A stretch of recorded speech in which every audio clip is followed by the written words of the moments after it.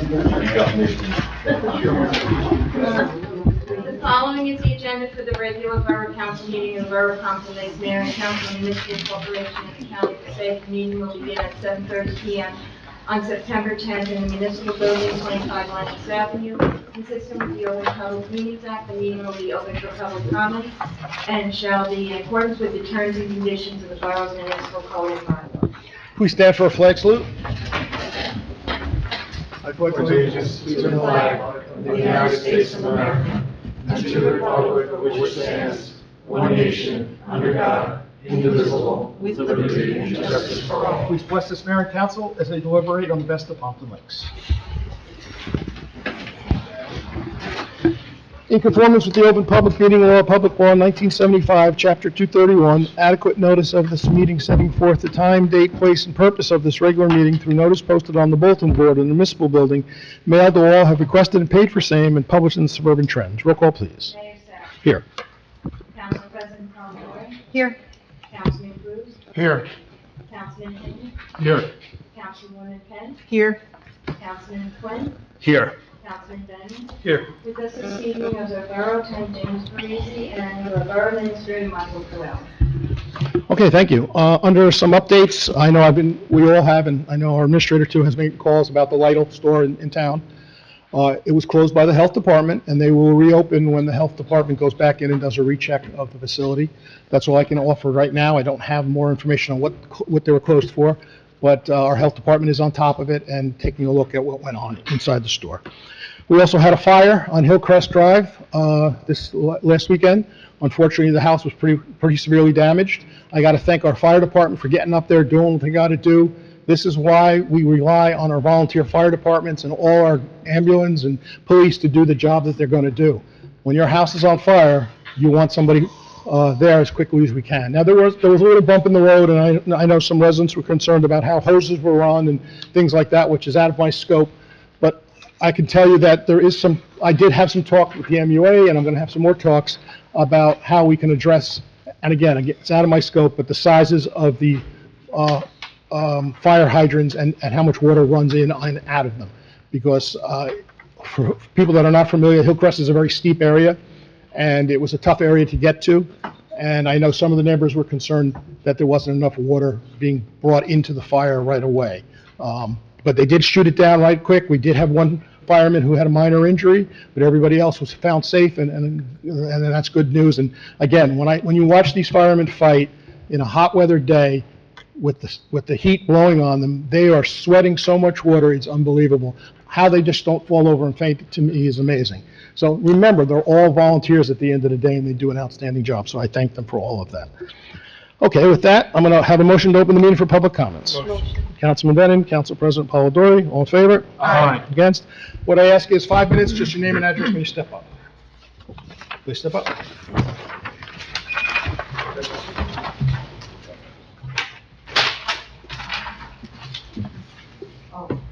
Oh, whoever. Sorry. I had to pick her, but you can go next. Nice to see you, Liz. Thank you. Helene Zablocki. Helene, not Helena, or Helene. Helene. 6 Butler Street. For the last 6 months, I've sought information about serious concerns facing Pompton Lakes.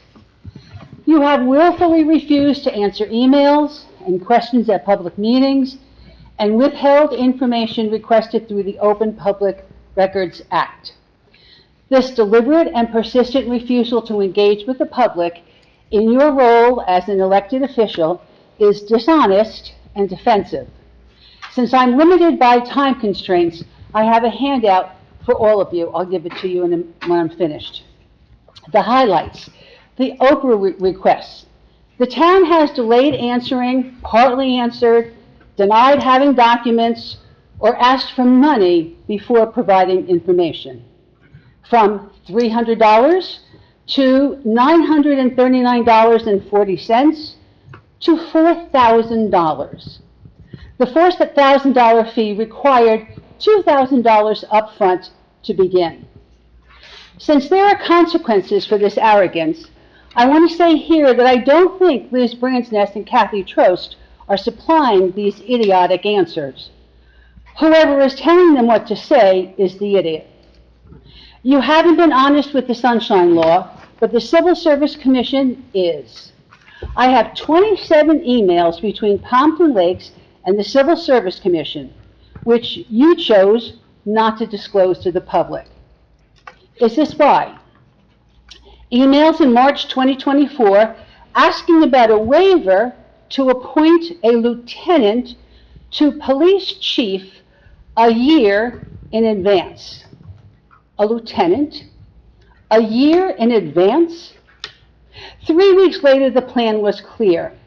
We expect the chief to retire and want to promote via waiver. What's next, Civil Service Commission? There was never a plan for a fair and honest competition. Was this the plan? Waiver Lieutenant Kufati, but accidentally certify Klepacki? That did happen. Those K names. Plus, you already skipped over Klepacki once, so it would be unseemly to do that again. Realize that lieutenants could be waived to chief, and there were too many lieutenants, so get Rodriguez waiver to chief, let the test expire so the next testing could waiver Kufati to captain. It's all there. I was right when I said there was a plan.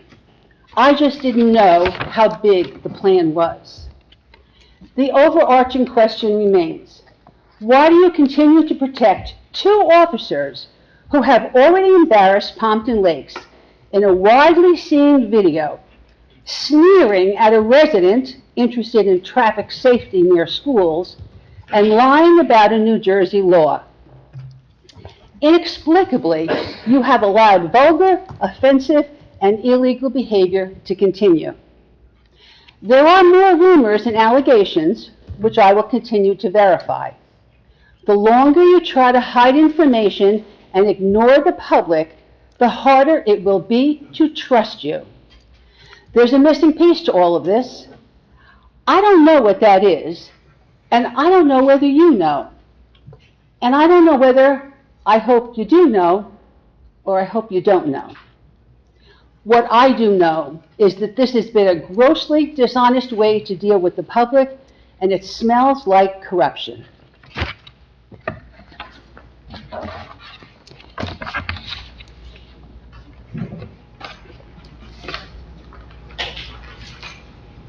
Thank you. Anyone else from the public like to address? I saw a hand before that came up. Somebody came up? Yeah.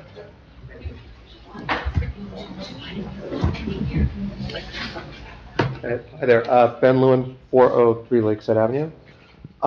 This is in regards to ordinance number 2525. First of all, I'd like to say we're actually pretty grateful that parking on the west side of Lambert Street is going to our east side of Lambert Street is going to be blocked, and that we're going to be only on the west side. I know that you know that Lambert Street's very narrow, and we've had parking, especially during games and practice, on the west side, on the east side, and it's become like a little bit of an issue getting through. My only concern, I'll be honest, is how it's going to be enforced. So how we're going to make sure that the parking stays only on the west side of the block. And then also, as it stands now, if we're thinking about the fact that you can't park 5 feet from a driveway, if people are parallel parking on the street, and I don't know if you've been on Lambert Street, we've had some issues with that. We've called the police department about it. There's not really much room for parking. I don't know if it's possible, but if it could be ordinance that the parking would be front in, that would allow more people to park and would also allow better access up and down the street, because now there's quite a wide curbside off the street and next to the property on the other side. That would probably be a safer answer if that was possible. I just don't know if it is. So thank you for your time. Thank you. Anyone else? Please step up.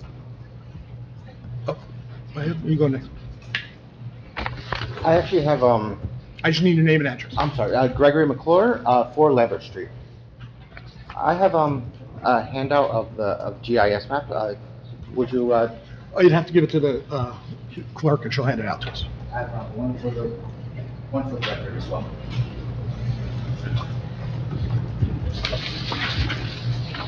Good evening, Mayor and council members. My name is Greg McClure. I live at 4 Lambert Street, right on the east side where the ordinance 2525 would ban parking.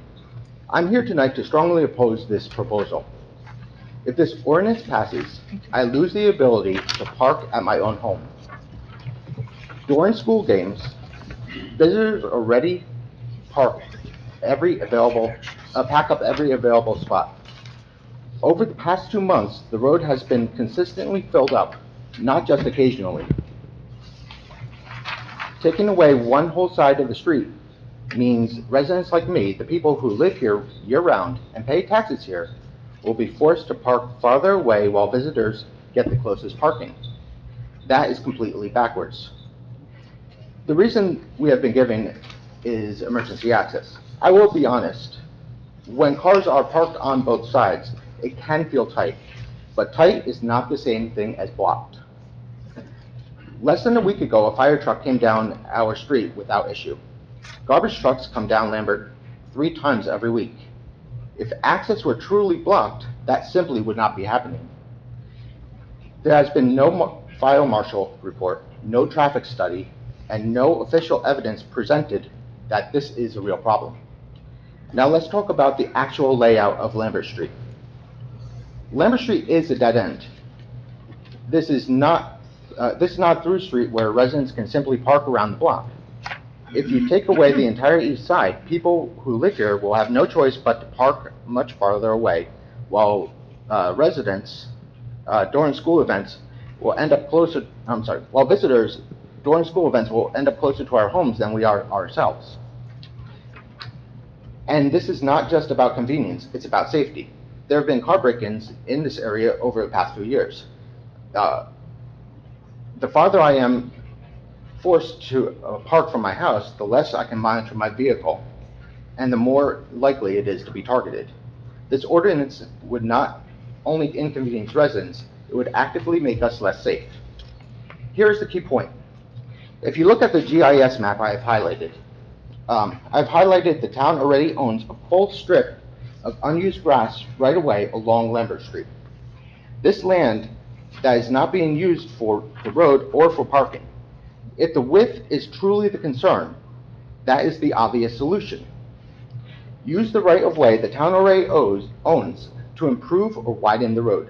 That would address the access concerns without punishing residents.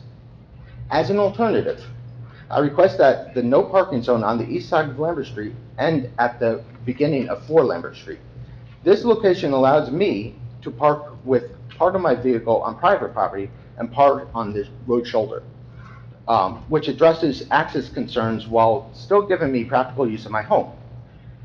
The GIS map actually shows pavement overlapping the property line, which makes it confusing to tell what is road and what is private. That gray area could create enforcement problems, but ending the restriction at 4 Lambert Street solves it in a fair and practical way.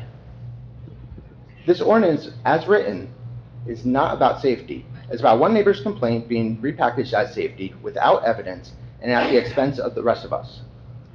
The facts prove emergency vehicles and service trucks already use this street successfully. The map proves that the town has better alternatives available. And the reality is that residents, the very people who live here every day, are the ones being displaced by this proposal while temporary visitors get priority.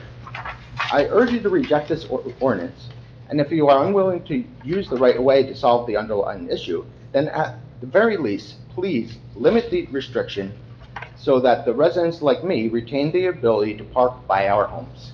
Thank you. Thank you. Anyone else from the public like to address? Mr. Vogt.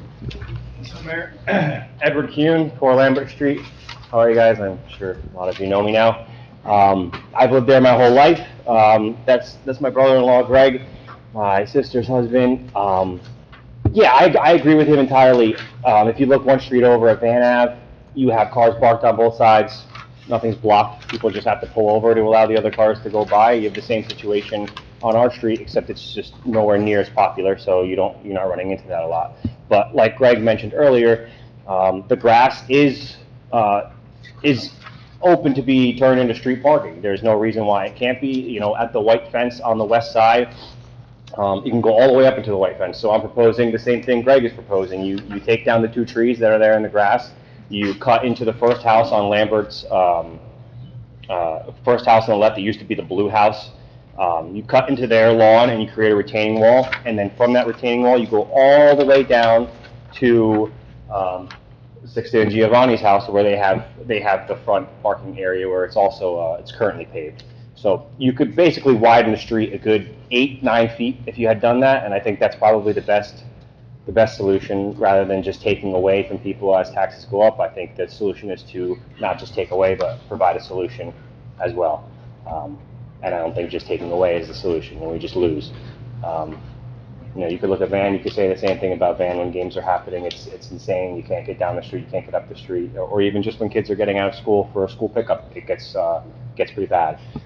Just recorded a video the other day driving down it where I had to wait like 10 minutes just to get to the end of Van. So that's what I'd say. I don't mind losing it on the east side, but there has to be some sort of compensation on the west side. You can't just take from us and not give anything back. That's all. That's how I feel. So thank you for your time. Thank you. Anyone else from the public?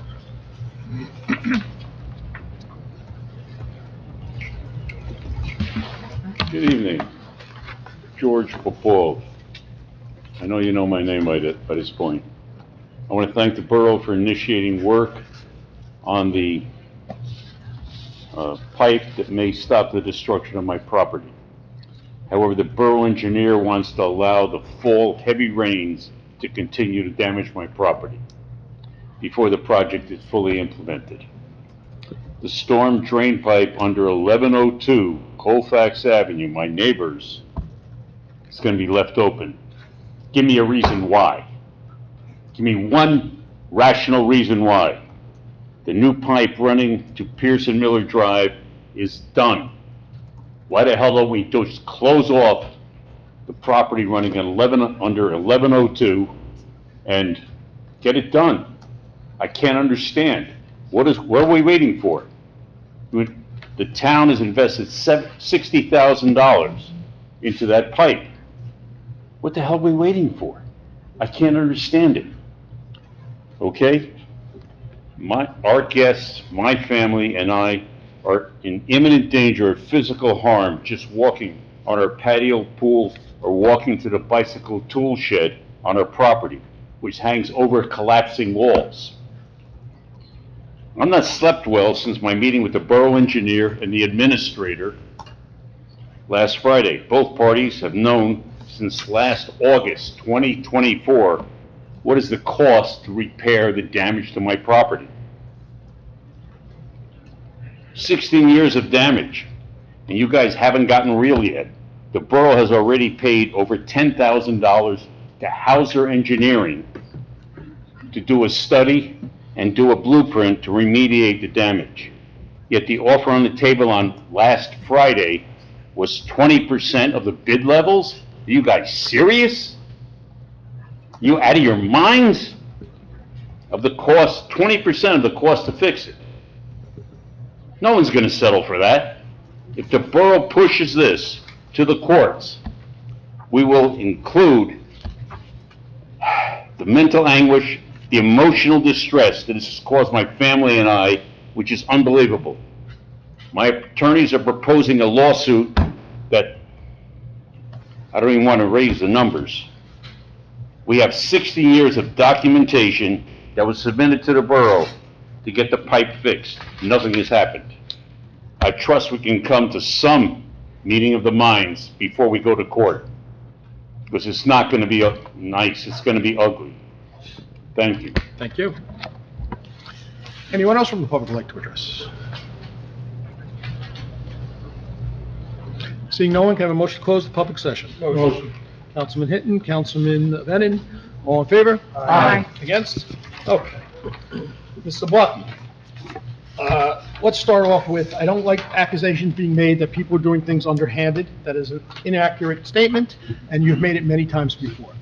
We follow the state guidelines on how Oprah is determined through our attorneys. My office doesn't make those determinations, my administrator doesn't make those determinations, our attorneys and the state guidelines tell us how we have to do OPRAs. Okay, if you're not happy with how that is, you should take that up with the state. Okay, let's talk about Lambert Street. You know, this is a tough decision for us. You know, we've had pros and cons on both sides of this. And I understand both sides of this right now, what residents are saying about this parking, and they want their spaces, and you're losing spots that you had. You know, I have to disagree, and I'm going to ask the chief to step up and talk about some of the studies we've done down there about ambulance and fire trucks and things moving in. But at the end of the day, maybe a compromise, because I wasn't aware that when high school events were going on, that people are parking on that street. Maybe a compromise, and I'll talk to our administrator, is we make it resident only on that street parking, so other people can't park there. That might be something that could work for everybody, but I don't know if legally we can do that, so we'll have to look into that. You've brought the issues to us. We're going to sit down and talk about it, and we'll try to come up with some ideas. But at the end of the day, we're trying to make that a little safer street. We want, God forbid, again, a fire happens. These fires happen so quickly. We've got to get some big trucks. We just bought a new truck. These are big trucks that have to get down there. And if someone's parked crooked or not straight, and we can't get a truck down there, and we have to go find this resident, a house could burn down in that time. So, or same thing with a heart attack or anything else that happens like that. So that's why we're cautiously optimistic that we can make it work for both sides. And I'm glad you came in and explained your situations to us, both sides, so we can kind of see it work. But I'm going to let the chief step up a little bit and just talk about the parking and how you did the study and all that stuff. Yeah, so I'll just get here. So, over the, I would say, at least 6 months, it might be longer, we've definitely been getting numerous amount of complaints on the roadway for parking issues. I think it started when my predecessor was still here. And these were from my best recollection. I don't have the exact poll numbers in front of me, but it was during like normal hours, regular business hours when school was in session. I think the most recent one was where there was a school bus that was parked on the roadway most days, but it actually wasn't a school bus. So it was an actual school bus, but it wasn't being used in that capacity. It was being used as for a contractor. So we went out there a number of times. The traffic bureau had gone out there as well, and what they had discovered is that the two vehicles are parked and they're on the curves, on both sides of the curves right next to each other. We would have some difficulty possibly getting either an ambulance and or fire equipment down that street. As for the complaints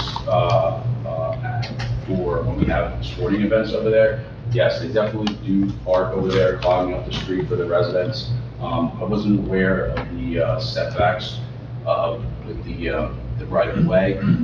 But that being said, based on the information that was obtained through the traffic bureau and the prior chief, I was read in on some of those things. But it was determined that maybe the best course of action is to make it on one side of the street parking, and that's what was suggested for the ordinance, and that's why we came to that. But I think certainly if there's other ways, that would have to be looked at. And then once it's looked at, we can have our traffic bureau look at that to see if there's a better solution. Can you just address the enforcement issue and parking sideways and all those things? Yeah, so if there's a person there that's parking on the street that they're not supposed to be parked at, the officers in their regular routine patrol, they would go out there and they would issue the parking summons for not parking on the proper side. As for I couldn't give you the exact enforcement. I mean, the officers were allowed to be in their daily routine on patrol. They would just like any other street, they would go down there. Or you as a resident, there was a parking issue, you saw somebody park on the side that they weren't allowed to park on, they would then respond there and then whether or not they would try to maybe get the car moved first or issue them the ticket. That would be the officer's discretion. And then as for the setbacks in the driveway, so that's from what I understand, that's an ordinance throughout town. You can't park within 5 feet of the apron of the driveway. Big bike answer. And I'm going to let our administrator talk a little bit about that property that's empty? I mean, I know they caught you off guard, but is there something we can work with that, or there's restrictions on that property? We'd have to talk to the zoning officer about that. Okay. Can I Okay. ask a question? If we have to look into that, and we also can look into the possibility, whether it's legal or not, to restrict parking to residents only so that vans don't park there, can we table this so that we can? Yeah, I was come gonna to a ask for that, solution too. To make everyone happy? So I think for the residents that are here for that good discussion, we'll probably table it, which means we're not going to vote on it tonight. We'll have more discussion on it to understand a little better how we do things and make it work. And then you'll be informed, again, just checking our website when it's going to be back on, and you can, again, come and speak if you want to. You know, I'm not saying we're not going to make this happen, but we want to make it responsible for both sides, you know, so it works for everybody. You know, at the end of the day, it's really about safety of your street, your residents who live on the street, okay? It's about safety of your street. You can't ask questions, sorry, you're not allowed to. But we're probably going to table it when we get to that. Mr. Popoff, let's start with the good news. The good news is they fixed the pipe in the ground. I understand that, and after your long and tedious fighting with this, rightly so, the pipe has been fixed. The pipe that you're talking about, I'm going to let Mike address. Is there an open pipe that's still running water out of it? I believe that we blocked up the inlet, but I'm gonna confirm tomorrow. All right. Okay, well, if there's not a pipe open, if there is a pipe still that has to be addressed, it will be addressed. And When, Your Honor? I don't know that answer, but I'm telling you, just like I've told you in the past, we're working on this, and we did, and we made it happen. Working on it, yeah. 16 Please, no years back and forth. Working on it. Now, let's talk about, you know, I don't sit well with someone threatening lawsuits against us, okay? At the end of the day, we want to work. There is some damage maybe on your I wanna work property. with you too, but I'm not hearing anything that's realistic. So there'll be more conversation hopefully between you and our administrator to make that happen. I can't tell you how that outcome's going to be, and you can only be happy with that outcome, okay? We can't make you be happy with that outcome. So more to come on that, but Michael will please look into this open pipe and see if it's filled. Okay, thank you. Okay.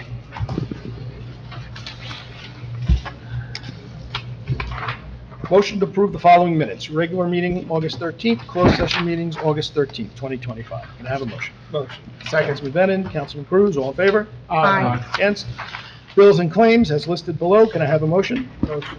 Councilman Bennett? Second. Councilman Hinton, all in favor? Aye. Against?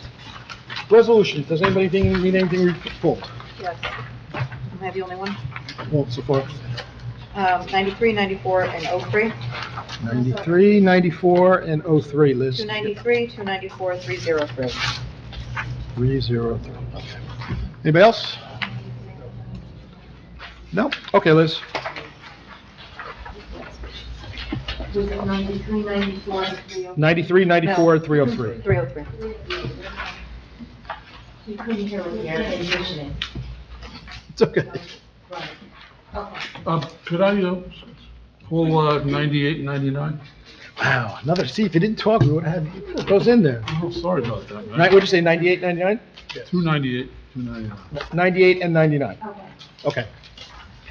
Whereas the mayor and borough council of the borough of Pompton Lakes have reviewed the consent agenda consisting of various proposed resolutions, whereas the mayor and borough council of the borough of Pompton Lakes does desire to remove resolutions for individual action from that agenda. Now therefore be it resolved that the following resolutions on the consent agenda are hereby approved. Resolution 25-293, 25. No.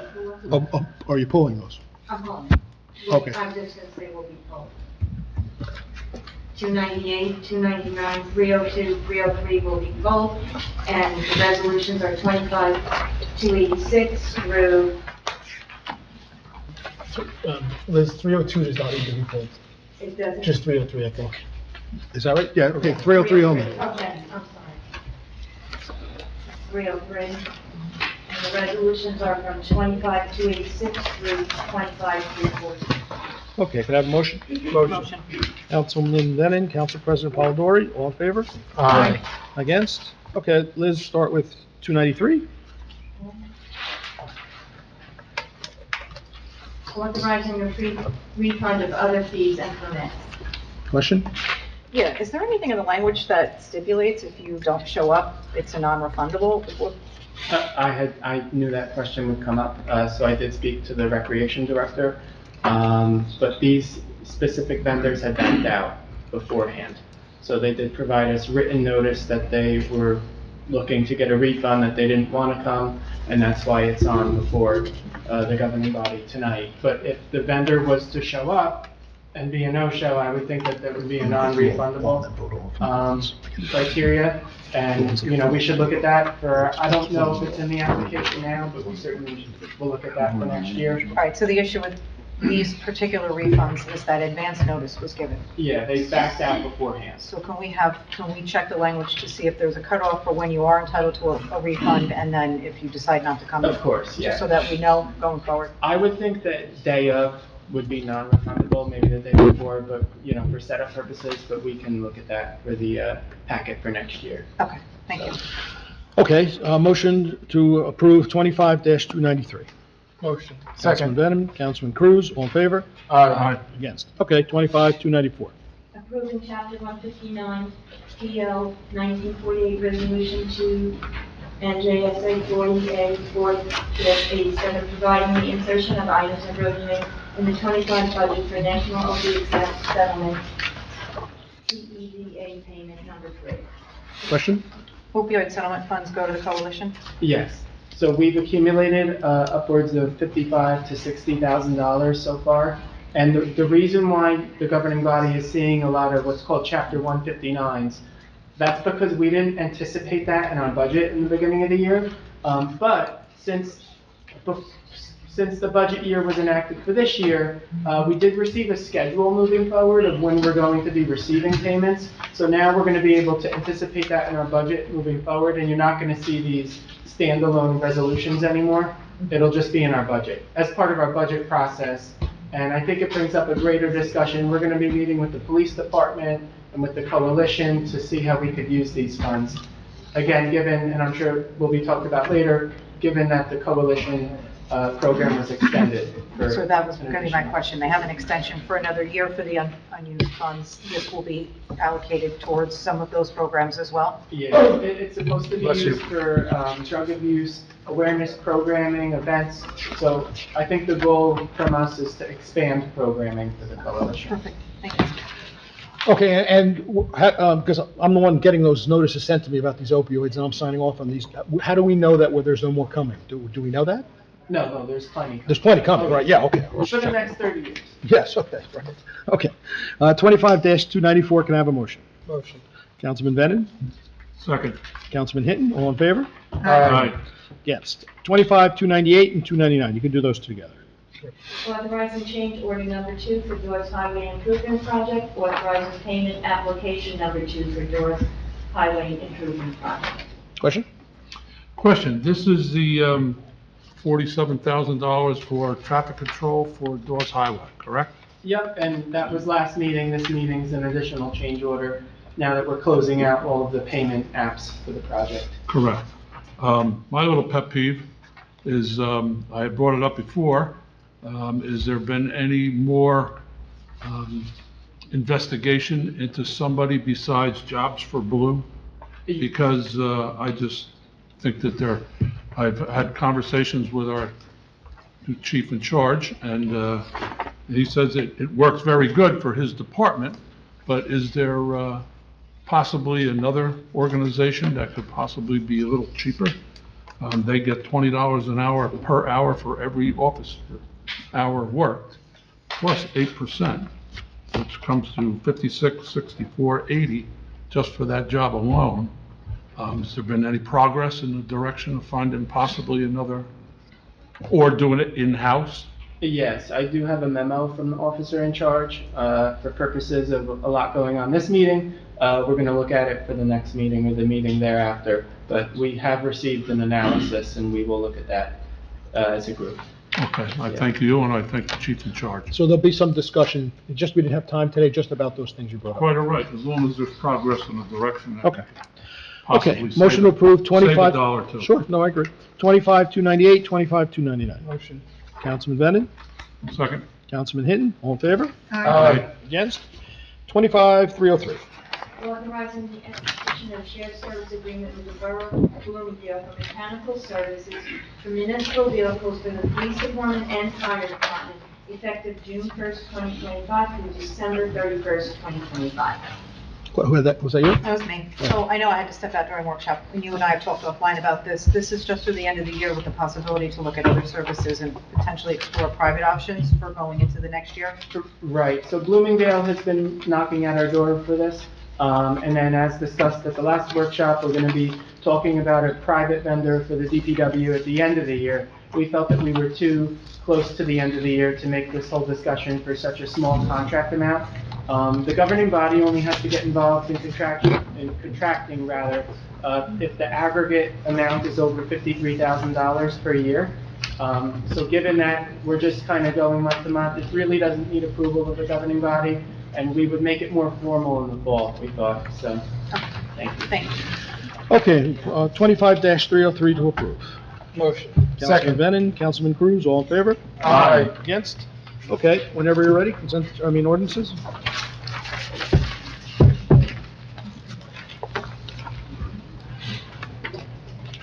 Introduction, this ordinance will be presented for second reading and final adoption on September 24th. Ordinance 2527, an ordinance amending chapter 28 television and movie film of the municipal code of the Borough of Pompton.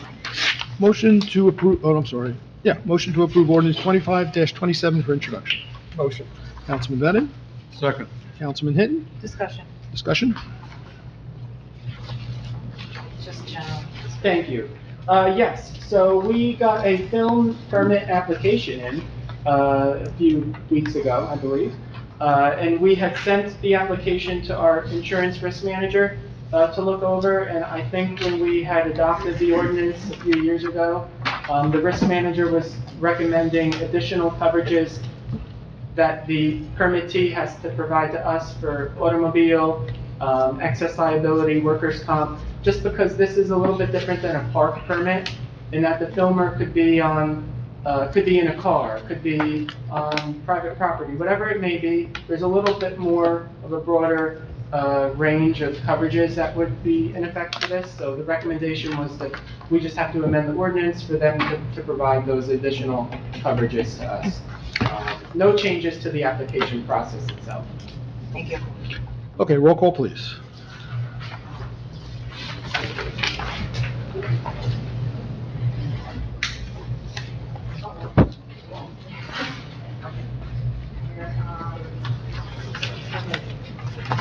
Councilwoman Kent. Yes. Councilwoman Palladoro. Yes. Councilman Quinn. Yes. Councilman Brennan. Yes. Councilman Cruz. Yes. Councilman Hinton. Yes. Okay, ordinance 25-23, an ordinance to vacate an unnamed 50-foot road of way located between Schuyler and Grand Avenues in the Borough of Pompton Lakes, and transferring any remaining interest in the borough of the right-of-way to Joseph Sarno. I received notification from the attorney that Eileen Sarno is not on that, I guess, the deed of the property, so Eileen Sarno's name comes off of there. It is just Joseph Sarno. Okay, everybody got that? Yes.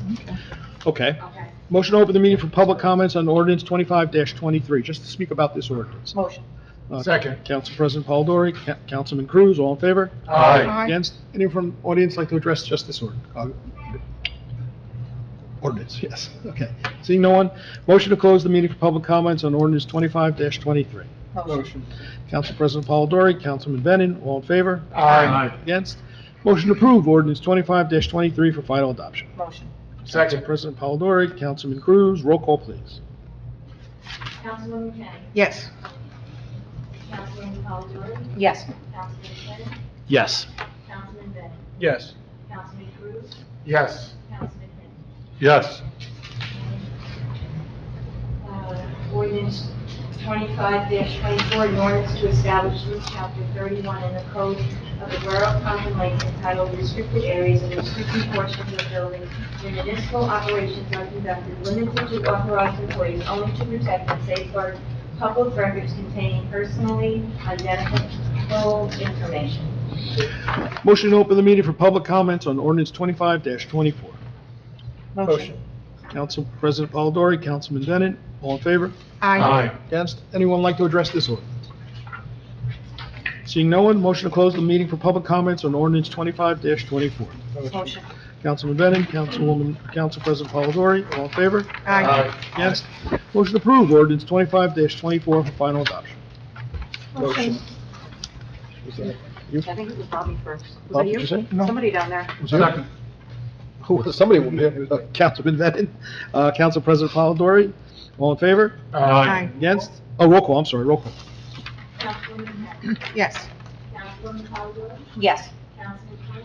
Yes. Councilman Bennett. Yes. Councilman Cruz. Yes. Councilman Hill. Yes. All right, ordinance 25-25, if everybody's okay with that, I'd like to table it till we get some more information. You Anybody need have- a- I'll make a Yeah, we're gonna make a motion. yeah. Motion. Well, Council Second. President Polidori, Councilman Cruz, all in favor? Aye. Again, so that'll be tabled for more information later to come. Can we specifically look into restricted parking to residents only?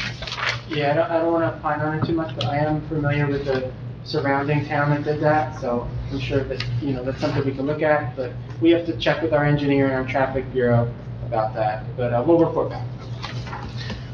Okay, 25-26. An ordinance correcting the terminology used for sworn offices in the Borough Code. Motion to open the meeting for public comments on ordinance 25-26. Motion. Council President Polidori, Second. Councilman Bennett, all in favor? Aye. Against? Anyone like to address just this ordinance? Seeing no one, motion to close the meeting for public comments on ordinance 25-26. So moved. Councilman Cruz? Now's a good time, Mr. Haynes. Second. Councilman. I'll keep trying. All in favor? Aye. Against? Motion to approve ordinance 25-26 for final adoption. Motion. Councilman Bennett. Motion. Council President Polidori, roll call. Councilwoman Henry. Yes. Councilwoman Polidori. Yes. Councilman Quinn. Yes. Councilman Bennett. Yes. Councilman Cruz. Yes. Councilman Hill. Yes. Okay, thank you. Okay, under my report, got to start with Pompton Day. What a great event that happened. Really a nice, well-organized event. Really, we had no issues. I spoke with the police department, the fire department, and ambulance, and really no issues that approached us. A couple people got a little too far on their walk and couldn't walk back, and that's what the golf carts were there to do, is help them get back. And I can tell you, driving that golf cart all day, back and forth, by about 1:30, I couldn't even drive down the street. It was so crowded, so I had to stop using it for a couple hours. I can also tell you that the vendors and the people did not want to leave at 5 o'clock. It was a hard time getting anybody to leave the streets so we could start the process for fireworks. So my hat goes off to the Rec Commission and all the people involved with that, Stephen Begg, Mike Shacatano, Karen Murphy, and the whole team in the Rec. Again, all volunteers doing what they got to do to make this event happen. We had a nice event where we honored the people that started the event, and a good handful of them showed up, and they got a nice plaque, and it was great to have the band come down, marching down. They're always on our side when we need to do it. Beautiful weather, could be the best weather we ever had for Pompton Day, in my opinion. It just kept the people there, and, the food vendors, I spoke to a lot of them. They did very well. The vendors themselves did very well. We had to close off the vendors because we had so many vendors. We had a waiting list on vendors, which is very unusual. Couple mayors came through that people probably didn't realize, and I spoke to them, and, one of them was the mayor of Patterson, and he had his own event going on in Patterson, and I said, what are you doing here in Pompton Lakes? And he said, coming to see your event. So, that's a nice thing to see. So hats off to everybody that did that. Secondly and lastly, the fireworks, outstanding. If anybody watched the fireworks, I got many, many calls about how nice the fireworks were, how well organized it was, to have food down there. They felt safe. It was an all-in-all easy experience in and out, to get in and out of there. The only thing I'm just going to ask the residents to keep in mind, we have our Veterans Memorial down there, right where we shoot off the fireworks, and we roped that off in respect to our veterans. We don't want people sitting there during fireworks. I know it's a great spot. It's on the grass right next to the bridge, but, just keep it in mind for next year. We're trying to keep that as a sanction to them. So that's why it was roped off. I did have people ask me why they couldn't sit there, and that's the reason we do it. We don't want people climbing all over everything there, especially the kids. It's not their fault. They're there to do what they got to do. But all in all, a wonderful event, and well organized and well run. And again, I got to thank those volunteers. They really put the time and energy in to do what they had to do. So thank you all. I attended the opening school breakfast, which is also always a pleasure to go in and see the new teachers and see how the programs are working. You know, I'm getting old enough now where kids I coach are now becoming teachers. It's not good to see, but there's a lot of them. And I'm amazed by that, and it's always a great time to go talk to all the new teachers and how things are working there. I had a breakfast with our new Congresswoman Poe. She had a breakfast for all the regional mayors. It was great to see a lot of the mayors that I haven't seen in a while. We had some good discussion about a lot of things. My concern that I brought up to her, because she's new to our area, was flooding. Our last two congresspeople really put some time and energy into the flooding aspect of what's going on, and I wanted her to know we want to continue that work. And I had a couple mayors from towns who are new to flooding, like a Little Falls, for example. They've really not dealt with flooding until the last couple of years. And they wanted to, you know, maybe get together and talk about what we're doing and how things are working here. I think the biggest thing I can say about that meeting was a lot of the mayors agree that the permitting process for flood control is very difficult to obtain, and it's very expensive, and each town has to do it individually. If they could work out a program where we could group with other towns and we all chip in and get the program together, it would help greatly, because more towns would jump into the program. And that would move the water. The key to at the end of the day, to flooding in our town and every town is moving the water into the bay. If one town doesn't clean their river, that's where the blockage is. It all blocks back up, and it affects everybody. But I thank her for having the breakfast. She is a new congresswoman. We did have a great congressman before him in Pasquale, who was very hands-on with Pompton Lakes. He was here quite often. He did get us some good money. The last grant was a $500 million, no, 500, was it? How much was it? 500,000. 500,000 for the library. 500 million would be a big, good grant. I'd be very happy with it. So, you know, hopefully we can continue that and move along. I also had a meeting with our Assemblyman, Jay Weber, and our Senator, Joe Panaccio, to emphasize the fact that I'm still upset about the DuPont settlement that was sent to the state of $88 million.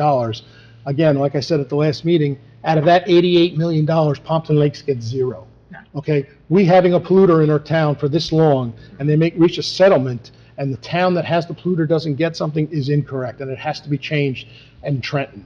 There was only 4 towns mentioned in that article, so we're only talking about 4 towns. We should have a piece of that money. So, and anyone I can talk to, including the Congresswoman, I brought that up to her. I made them aware. They said they'll work hard to see if we can change that in Trenton. So hopefully we can do something with that. I mentioned the fire. Thank you to those firemen. Again, they put their life on the line every day, and it's not an easy job. We did get an extension of our municipal alliance grant for another year, which is good news. That means the office stays open, the staff stays there. We continue doing the programs that we've been doing. It's a great program. I wish more parents would get involved with that, especially younger parents. This is something that's very important to you, the drug and alcohol abuse that goes in it. And that includes vaping, and that includes gambling, all these things that kids are seeing on internet now. It's an important program, so I'm glad to see that that's continued. We had a couple meetings. I had a couple meetings with the different attorneys, which we talked about already. And that is my report. Council President Polidori. Thank you. First, I want to wish everyone a happy and successful back-to-school year. I hope you all enjoyed your summer, and good luck with this year. Pompton Day was amazing. I know we're all going to talk about it, but as always, it was a great day. So thank you to all of the members of that committee and all of our first responders, vendors, volunteers, and residents that make it as successful as it is. There were a couple of other fundraising events through some of the other organizations this year. Both the Elks and the VFW had some successful fundraising events, so thank you to everyone that made those possible and attended those. Our coalition program was extended a year-long continued use of unused funds, which will keep the program going for the next year. So Ryan had reached out to me, Ryan Gossiker, our Prevention Coalition Coordinator, extended his thanks for the continuation, the hard work on behalf of the Mayor, Council, and Borough Administrator for the efforts in helping him with applying for everything he needed to apply and all the work that he's done to help continue that program. He's also extended a welcome back to school and looks forward to this year's programs. I want to thank our Borough Administrator for acting so quickly upon, I think each one of us were reached out to by residents in response to Lytle. So, you know, that is a big piece of our community, and we do want to make sure that it stays and that it's welcoming. So thanks for working on that. And then also, I did see online a bit of sharing of posts through Wayne, where they had held a forum for the community on the safety of e-bikes.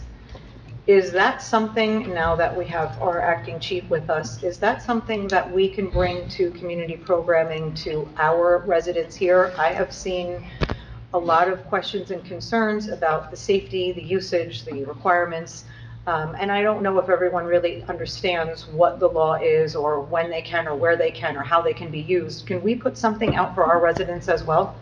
Yeah, so we recently put out, I think, the standards for e-bikes on social media. And then I've been meeting with all the lieutenants, and some of our brainstorming, we come out, we're looking into possibly at some point in time, do like a e-bike rodeo, almost like how we do a bike rodeo down at Hirschfield, which talks about bicycle safety and bicycles, but it'll be bicycle safety and e-bikes. So, this is getting to be, I think how everybody knows, it's a real problem in a lot of communities.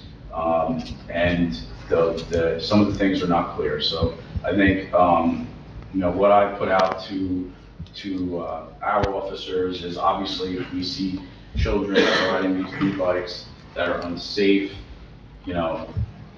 stop them, correct the behavior, and then, I think our main priority is that these kids don't get hurt. It's not to give the kids a ticket or to bother them, obviously, but, they're riding double when they shouldn't. And some of these bikes, unbeknownst to our officers, could very well not even be e-bikes. I don't know if you guys saw the recent report, I forget the town, but they're making these bikes now where they look exactly like an e-bike, but they don't have pedals, but they can go like 40, 50, 60 miles per hour. And if the officer is, the officer in the patrol car, he's doing a lot of things, it's really easy to miss a black pedal on a black motorcycle or a black bike in that section. So they might just miss it. I mean, obviously, if they see it, they'll stop it and act appropriately, because those things will be able to impound. But, the answer is yes, we're going to hopefully put something together that'll be more than just a post online. We just got to put it together. I saw your online post, I think we all shared it, but I think I'm looking for something a little more interactive where parents can actually come in and ask questions. I just think there's a lot of misunderstanding of what is or isn't legal, what can be done, and perhaps this isn't the right forum. Maybe it's something you can approach the Board of Ed with. Well, I was just going to say that. So the other thing that came up in the meeting is also getting our SRO and the school on board, so that maybe we can do something in the school where An assembly or something. So we have a league kicking off in January. So we have about 3 instructors that go into all the schools and teach league. We're looking to maybe see will we continue back to league since we're already in the classrooms. That's only 5th grade, so we're going to want to get the whole school. But yes, we'll definitely put that on my top of my agenda to get something out. I'm definitely a go outside and play parent, but we want to make sure that everyone is acting smartly and safely. Absolutely. Thank you. May I ask, AJ? Sure. I had an incident the other night where this child went right through the stop sign and almost hit me. I didn't hit them, they were gonna hit me. So are the stop signs and stoplights, is that all a part of e-bike training? So if they are an e-bike, they are treated just like a regular bicycle. So if they're under the age, I think 17 and under, they're required to wear a helmet. They should be obeying those traffic rules or the rules of the roadway. But I think quite simply, due to their age and their immaturity, they're treating it like it's a bike. Right. I mean, we all know that at 25 miles per hour, you get into an accident, you hit something, and you're not wearing a helmet, it can cause significant injury. And it's a difficult thing, right? Because we're police, we can tell them, but then also if the parents, or they don't have that information, and then the parents are not telling them, then that's where it becomes difficult. And, but if we do see it, and we do see somebody acting unsafe, my officer should be taking action in those situations. I think it's also important that you tell the drivers, the licensed drivers, that if a child or anybody driving an e-bike doesn't stop at a stop sign and just comes in front of you, that bicycle is being treated as a bicycle, not as a vehicle. Yeah. And and they have a liability. And it's a scary thing when that bike comes, around that corner pretty quickly, and you don't have that reaction time. I mean, luckily I still do, but I mean, I can see a really bad, serious injury happening, and then the driver thinking, well, he ran the stop sign. So, and it's happened, I've seen it twice, but it happened to me the other day, and I'll tell you, it shook me.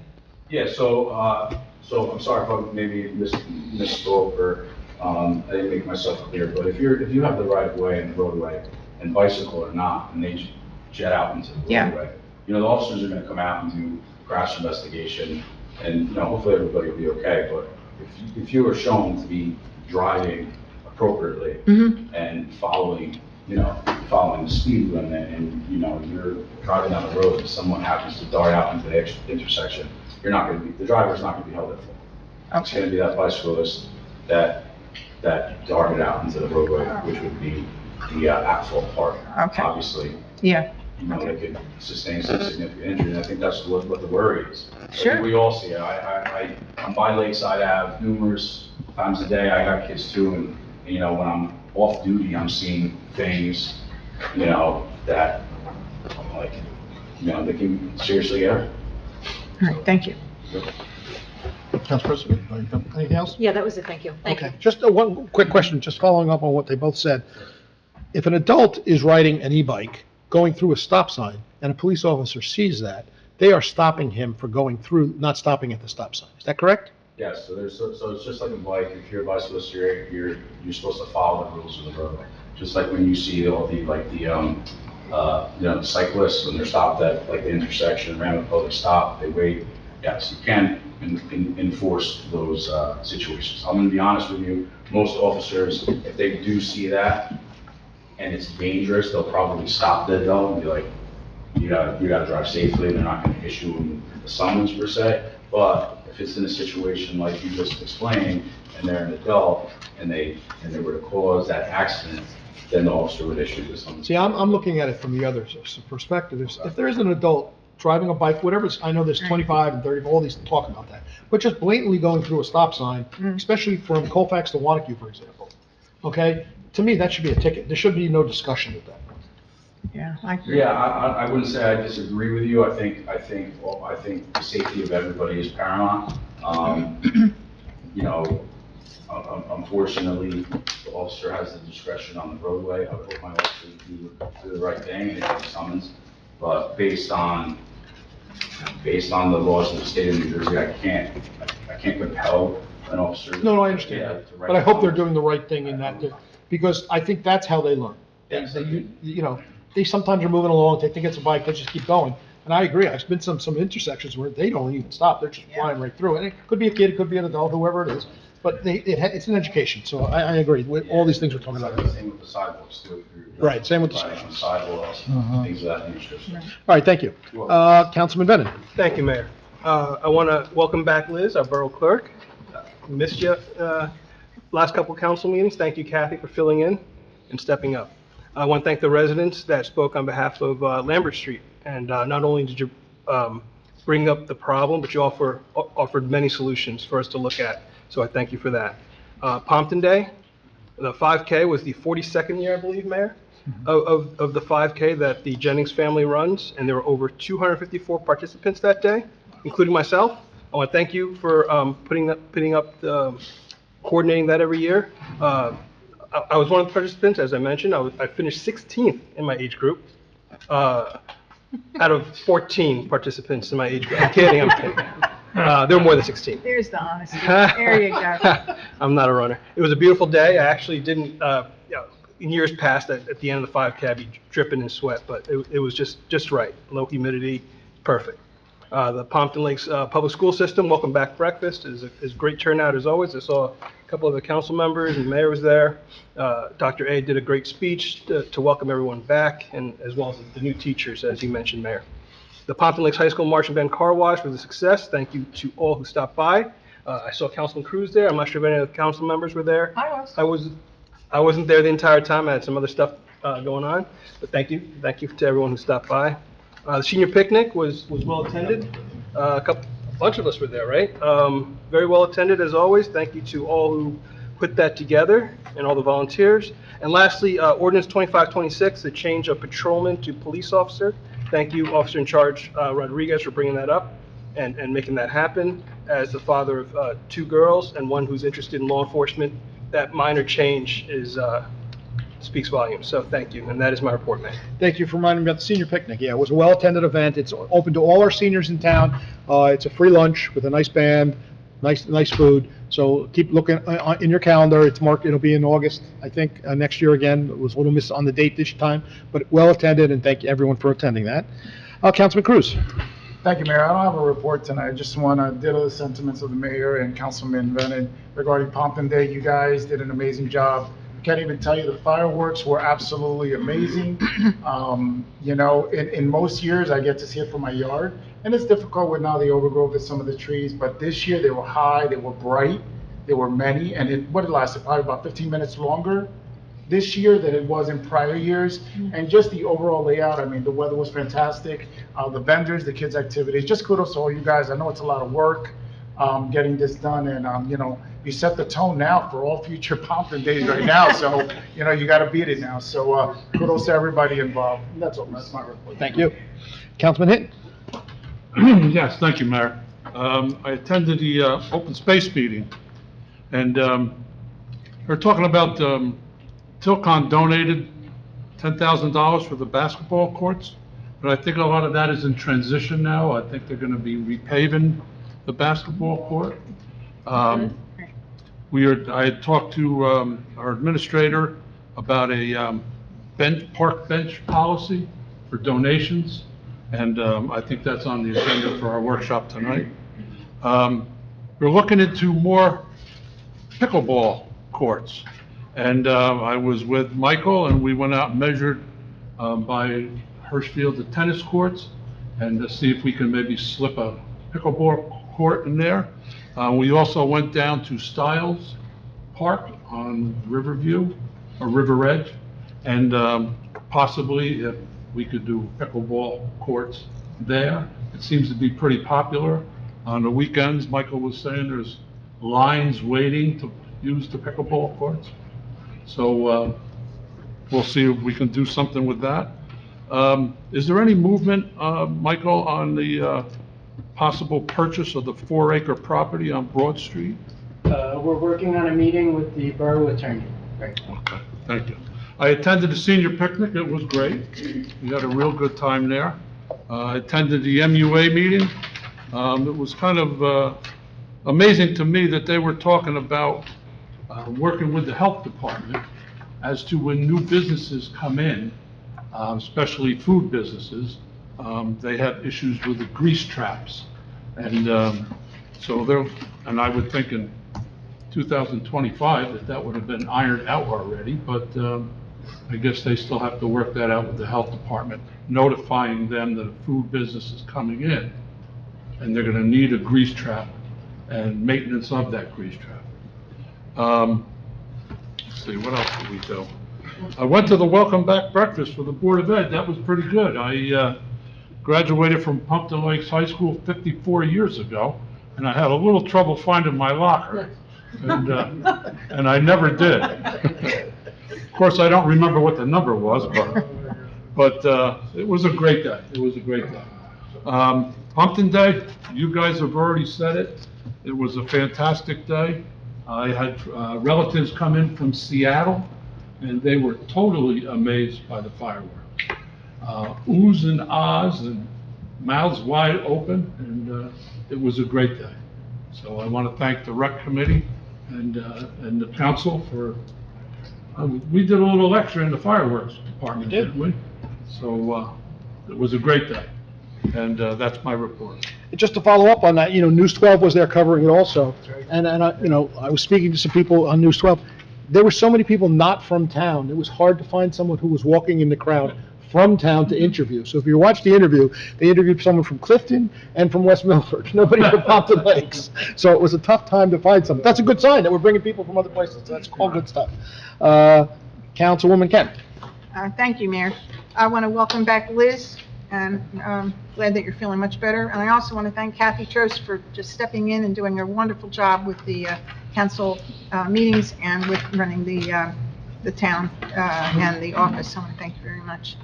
I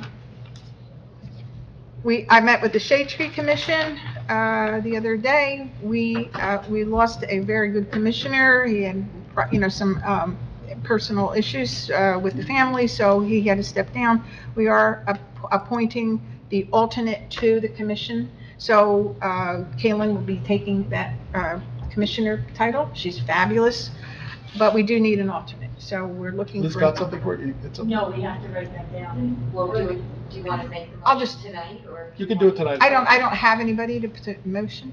Oh. I just, she's just gonna fill she's gonna come off alternate and go into the commission. Do we need a, Yeah, you need to make a motion for that, You yes. have to do a motion. So we can do it next meeting, or if Can you we have do it the next names. meeting then? Sure. Okay, let me do it next meeting. Okay. Okay, I don't wanna step on Ian's toes on that commission. All right, but that's gonna happen. So if anybody wants to come in as an alternate, we have an opportunity for them. I also want to just mention that I'll be working with Mickey Gavin from our landscape supervisor with DPW. We're going to be working with making a beautiful police monument. They're going to be taking the monument from the ambulance squad, and they're going to put it here to properly, display it.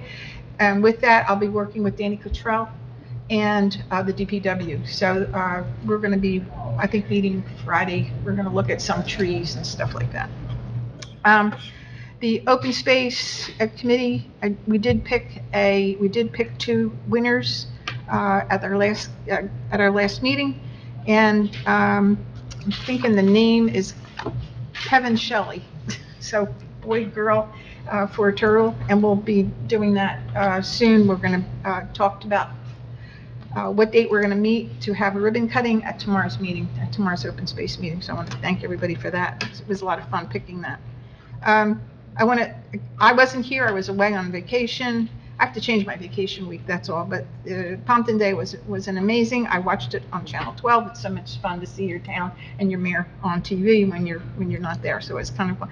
And congratulations to Karen Murphy, the director of the Recreation Department, and all the people that worked with her. Amazing job. When you think about it, it's really amazing. I did attend the senior picnic.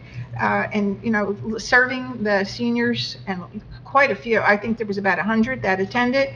It's really a wonderful event to have, and I ate my share of leftover sandwiches, and they're delicious. So I want to thank everyone for coming out with that. Randy, Eck, Mayor, thank you for attending. I just want to clarify on the TV, Channel 77, there was first a message that we were going to lose Channel 77. We were going to go to like 1350. Oh, we did. It's there. But now it's back at 77? I don't know if it's back yet. As of two nights ago, it wasn't. So I was just wanting to know if we could just clear that up. Yeah, it's going to be back soon. It's going to be back, but it's not back yet. Correct. Okay, so everybody just hang on that. Okay. I think as far as Lidl is concerned, I think our health officer did the right thing in closing it down. There was a lot of water on the floor. There were issues. That is our center hub of Pompton Lakes as far as the business district, and we can't have that. That's not a good look. So I thank her for getting that done. And I was trying to go shopping today, but it was still closed. So I'm hoping it'll be done. It should be done. It should be done soon. So let's get that going. Mayor, I'm with you 100%. The DuPont Natural Resource Settlement, we have to be involved. No two ways about it. I don't want to hear that we are not in that. We have suffered through that DuPont issue for 15 years. And it is absolutely insane for us not to be at that table negotiating a settlement. It's insane. I don't care who we have to do it, we got to do it. So if we have to write a resolution, all of us up here and sign it, I make a motion that we make a resolution to sign and to submit to the DEP or the governor's office. The governor's office, Then that's what we have to do. I agree. And I will ask the attorney to prepare, if we can vote on that. But we cannot just sit back and say, well, they won't let us in. We're here, and we're not going anywhere. And neither are our residents. So that's got to change. Thank you. I also want to thank our DPW. they kind of got left out a little bit on the Pompton Day. Yeah, The you're right. cleanup, they Oh. do, when you drove down the street the next day, you'd never know there was anything. Fireworks, cups, garbage, they were there all day. My understanding, they were there all day. Our DPW crew they're amazing. They do a fabulous job, and I want to make sure that they get the recognition that they deserve. So I want to thank Dan and the crew for being there. As far as flooding, on the restoration of the flooding, if we are going to have a congressperson involved, there is always room to discuss flooding and restoration of our streams, of the riverbanks, and any other programs that we can have. We've got to have an open discussion on that. We have been extremely fortunate that we haven't, I hate saying it, but we haven't flooded, too badly. But it could happen anytime because we're still, nothing's changed geologically. So that can happen, but we need to firm up where we stand with this. Our riverbanks need attention. All right. Anyway, I want to thank Michael for getting the restoration for Mr. Popoff. I'd like to solve that. I'd like to solve that one way or another. So let's try to negotiate something with that. I would like to see that happen.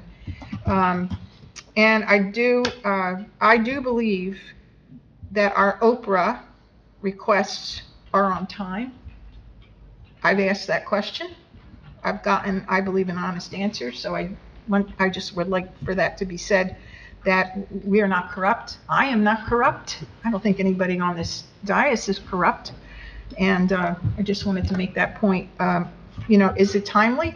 The state statutes are very clear and they're very strict. So if they're not, I want to know why. But if they are, I want to make clear they're doing everything they have to do, and I thank you for that. And that is my report. And thank you for reminding me about the DPW. Yes, they were a vital part of Pompton Day. I'm sorry I forgot them. Right. Most of our employees that were working from our police to our fire to CERT to DPW were there at 7 in the morning and didn't end till 11 at night. Some of them worked straight shift through that. So those are long hours for anybody. So I thank all our employees for doing that. Councilman Quinn. Thank you.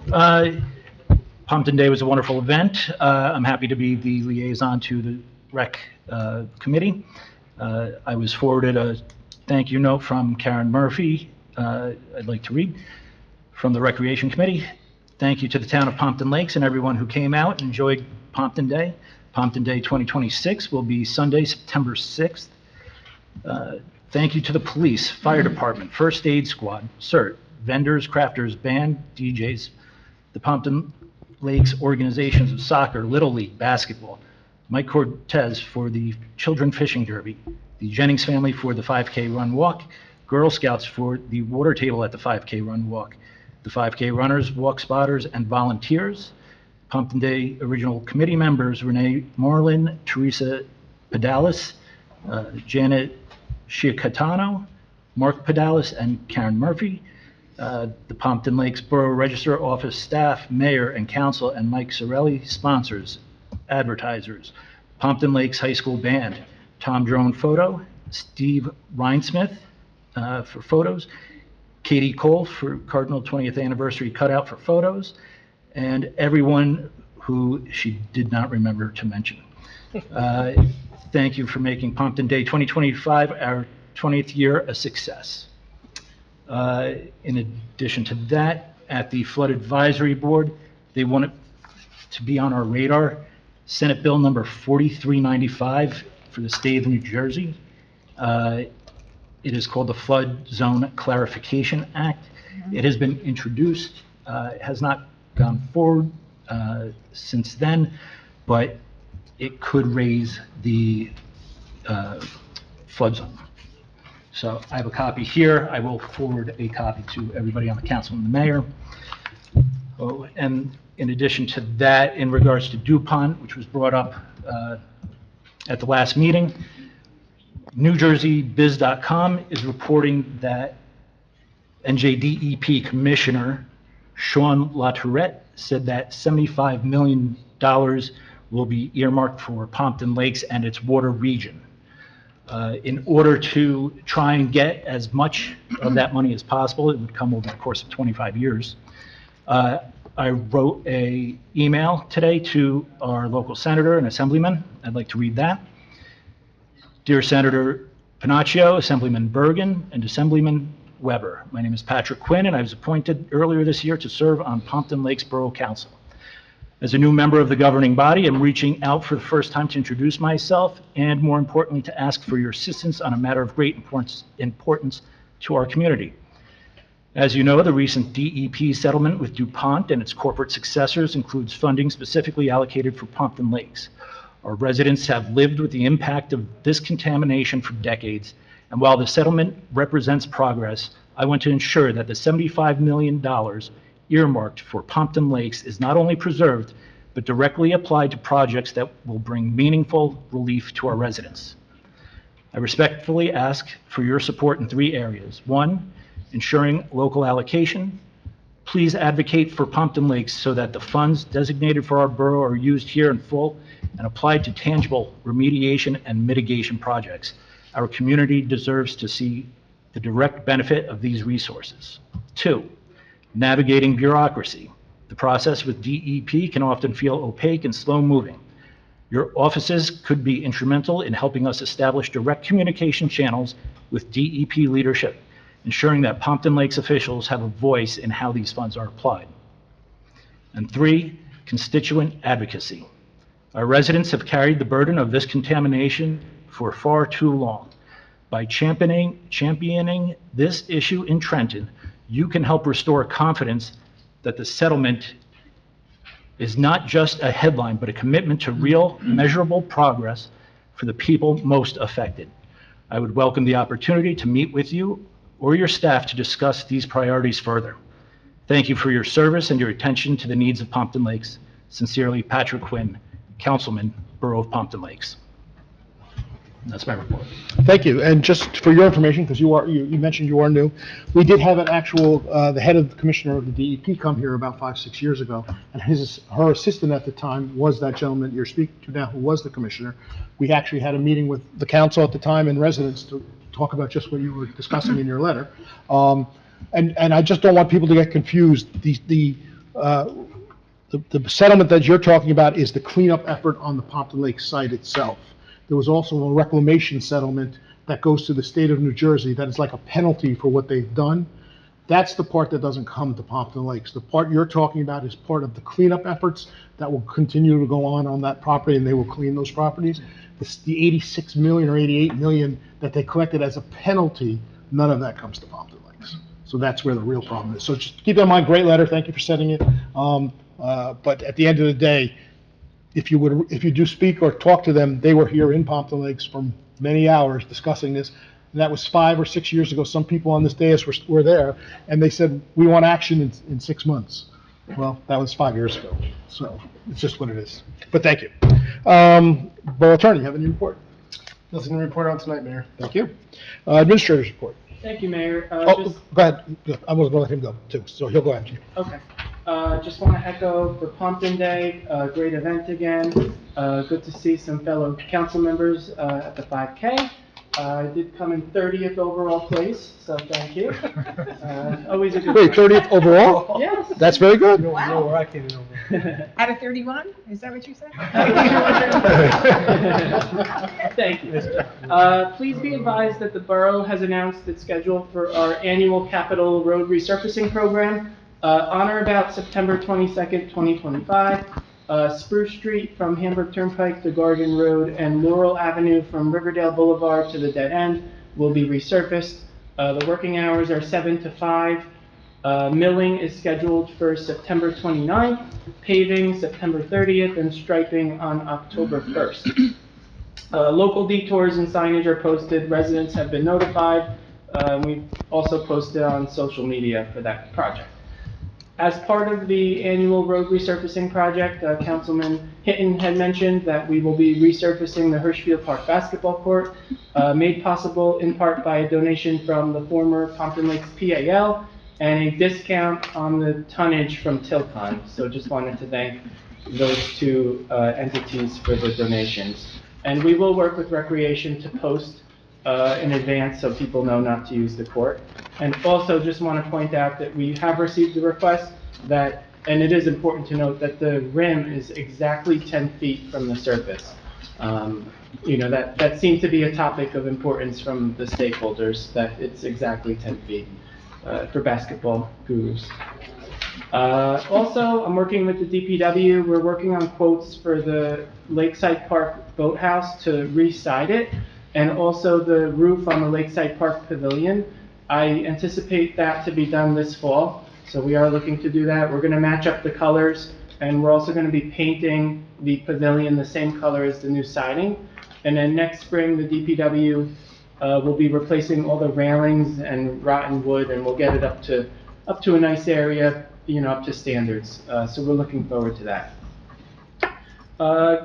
Wasn't noted, but will note the Willowfield Improvements Project is going to begin on or about October 6th. Again, we're putting in 1 baseball field, 2 t-ball fields at Joe Grill Field. The first stage of the project is tree removals, and then concurrent with that is site clearing and working on the irrigation and fencing of the project. We have notified Little League and soccer. They were at the meeting. We don't anticipate any sport events disruptions for the project. And also the project staging area will remain within the project limits. There will be no equipment in the parking lot or on any of the adjoining vacant properties. It's all going to be within the project limits. So just wanted to note that as well. I also have been in contact with the Passaic County Open Space Trust Fund. We are still compliant with our grants, and we're in good spirits with them, and we're looking forward to finishing the project this spring.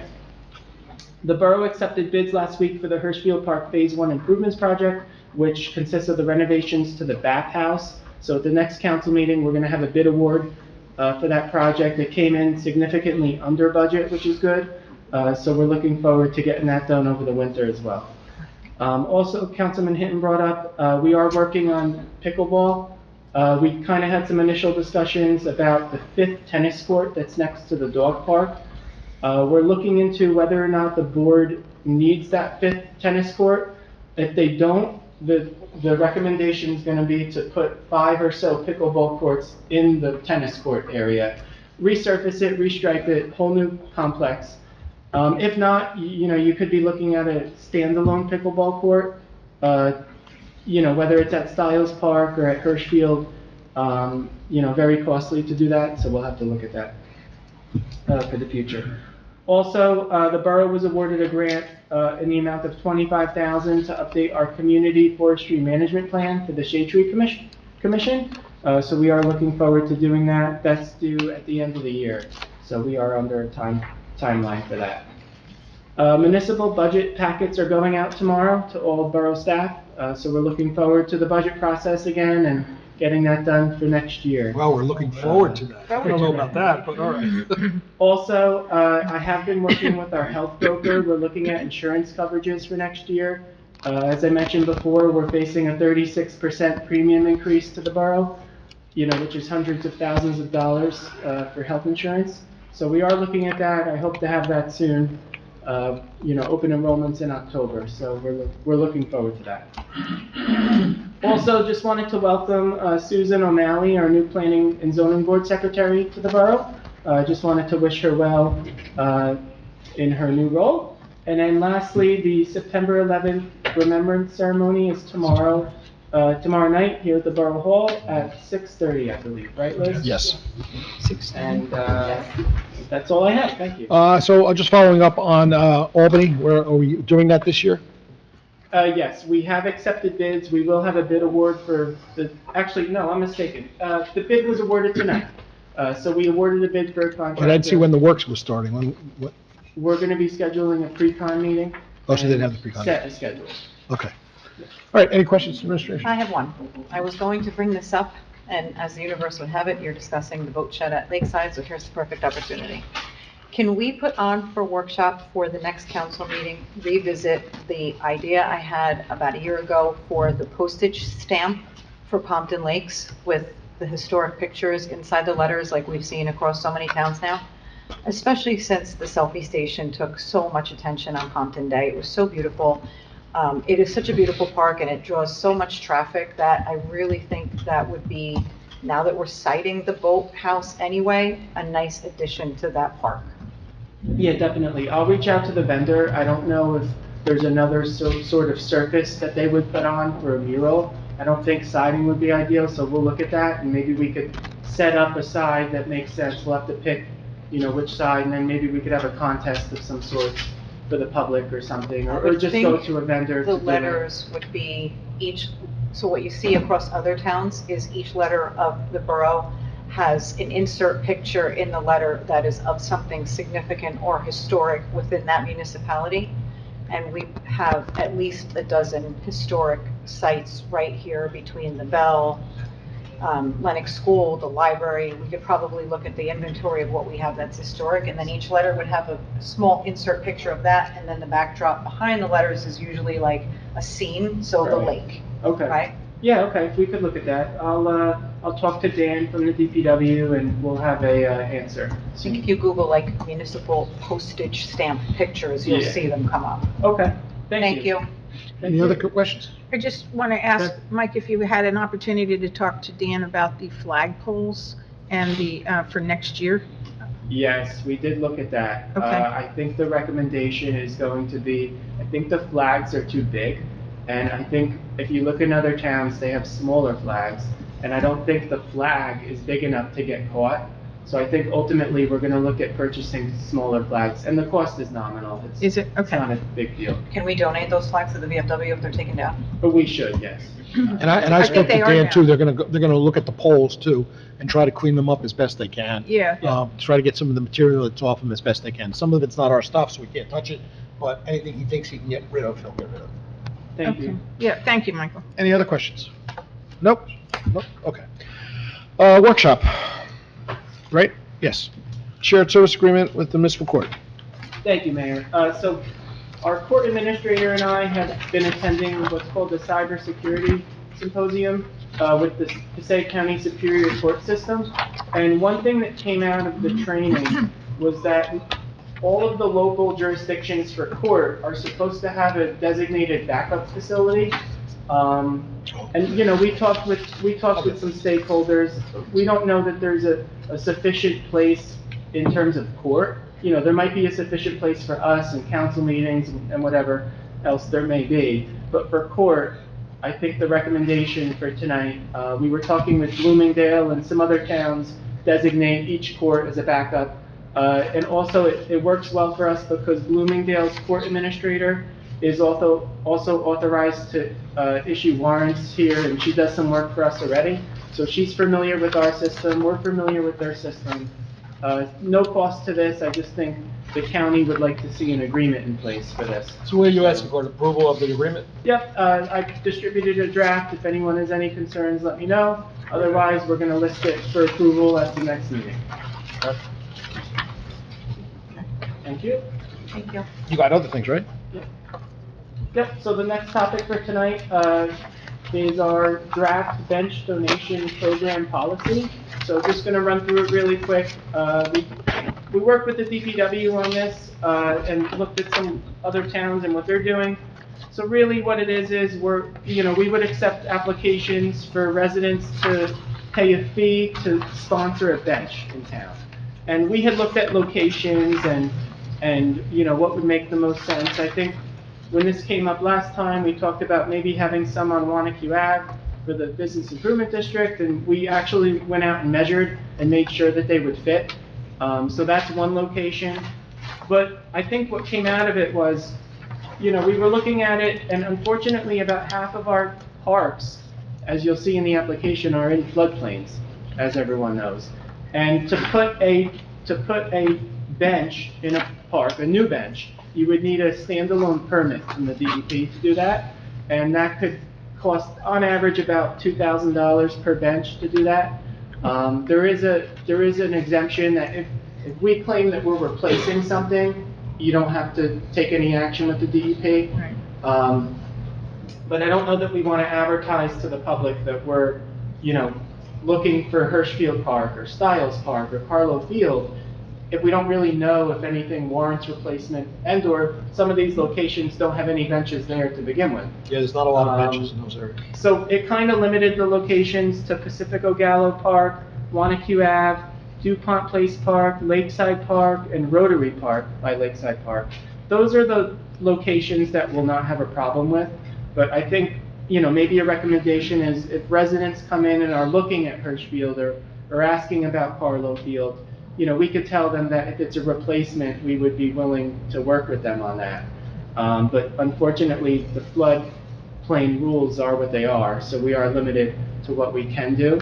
But for what we can do, just looking at the policy would be good for 10 years. The resident or donor would have the option to renew at that point. So, the lifespan on these benches are about 30 years, I'm told. And I did include a rendering of a bench. It's from Game Time Recreation. We're looking for a uniform bench. It would be gray and black. And we would want to keep all the benches the same color and the same style. So we would limit the residents to this specific bench. And then also we looked at the plaque and what can and cannot consist of the plaque. And I think the governing body would have a decision tonight if you wanted to move forward with the policy. I found that some towns don't want memorial plaques, someone passed away or a celebration of life type of plaque. Some say you can do that, some say you can't. It has to be like more of a generic statement, a celebration of a birthday or an event, or just saying this bench is donated by so-and-so family. The recommendation in the policy before you tonight is to not have that memorial, that it's just a plain type of statement. And there is criteria from the trophy store on what the size of the letters and the amount of the letters can be. So that's one decision, and then... And what the bench says would come through your office. We would have discretion on ultimately what it says to make sure that it's not offensive, it's compliant, etc. And then we also looked at the fees. We did shop around the benches. This is kind of what you would find in any vendor that we would be able to use. It's $915 for the bench. And, we would be looking for a bench that would last a long time, so that's why the cost is what it is. It would cost us on average about $250 to pour the concrete slab and to prep the site in-house with the DPW. The plaque is $254. It would cost about $500 in labor for us to do, and there is shipping. So the total cost to us would be $2,219 to get the bench and put it in. And I think the recommendation is a fee of $2,500, which is in line with some other policies that I've seen for these types of programs, which would cover ongoing maintenance. If something broke, if we had to replace something, we would be able to do that without using taxpayer dollars from our budget. So. Is there any warranty that's associated with that? Do they give us anything as far, I don't want, obviously to break apart the first 6 months? Yeah, I believe it's a standard 5-year warranty 5 year? from MRC Recreation, but I can verify. So what we're asking today is everything he proposed, and then do we want dates on the benches? So a lot of the towns, and he did a lot of research on this, do not put dates on it because they don't want it to be a memorial of death in a lot of cases. That's up to us though, if we want to do that or not. And then the cost, it's a high cost. They're not cheap. So, I think some residents are believing that, they're paying for the plaque only and then that would be it. That's not how it's going to work. They're going to pay for the whole thing. So the policy states that the recognition plaque is not intended as a memorial marker and may not include birth or death dates or years. Messages should be simple statements recalling the event or persons recognized, or just a simple statement as a beneficiary to the town. So that was the recommendation. If anyone Anybody have comments wants on to that? change that, I think it's I up have for an discussion. issue with why we wouldn't let someone put something in remembrance of.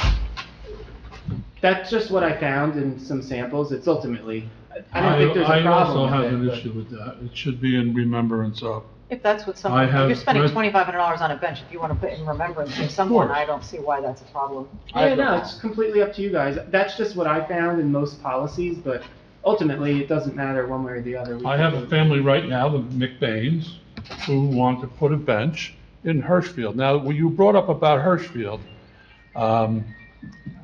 if it's replacing a bench, is it replacing a bench at that exact same spot or within Hirschfield Park? Within the park. Within the park? Yes. All right, So I thought because of Hirschfield, it had to, when we do modifications there, it has to be on existing footing.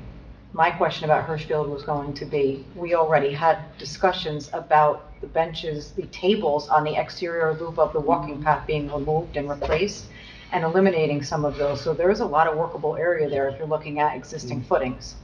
That whole outside path could be donated benches if it's on existing footing. Is there a reason why we haven't, is that? Herschel Park's in a flood zone, right? Yeah, it's fully in the floodway. Right. Yeah, but we've already talked about benches being replaced as long as they're on the existing footing. My only concern is if we ran out of like spots where you could claim it's a replacement, then we'd have to amend the policy, but we could certainly include at least Hirschfield. I don't know that Carlo or Willow would make any sense. I don't think there's really much going on there in terms of benches. There used to be Are you- old benches in the back by the water. I don't even know if they're still there. By Are the you giving tables. options? If someone purchases a bench, they have their option of a site selection? Yes, so part of the application, you could pick the site that you wish. Okay. And then also, I didn't go over, the resident has to give us a drawn-on map or a picture, and then really the DPW would meet with them to ultimately pick the specific spot, which would be up to our ultimate discretion.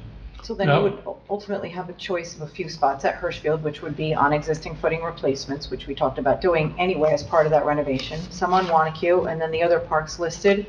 My only other question, I'm sorry, is No, go I don't ahead. understand if the lifespan of a bench is 30 years, why are we changing this every 10 years?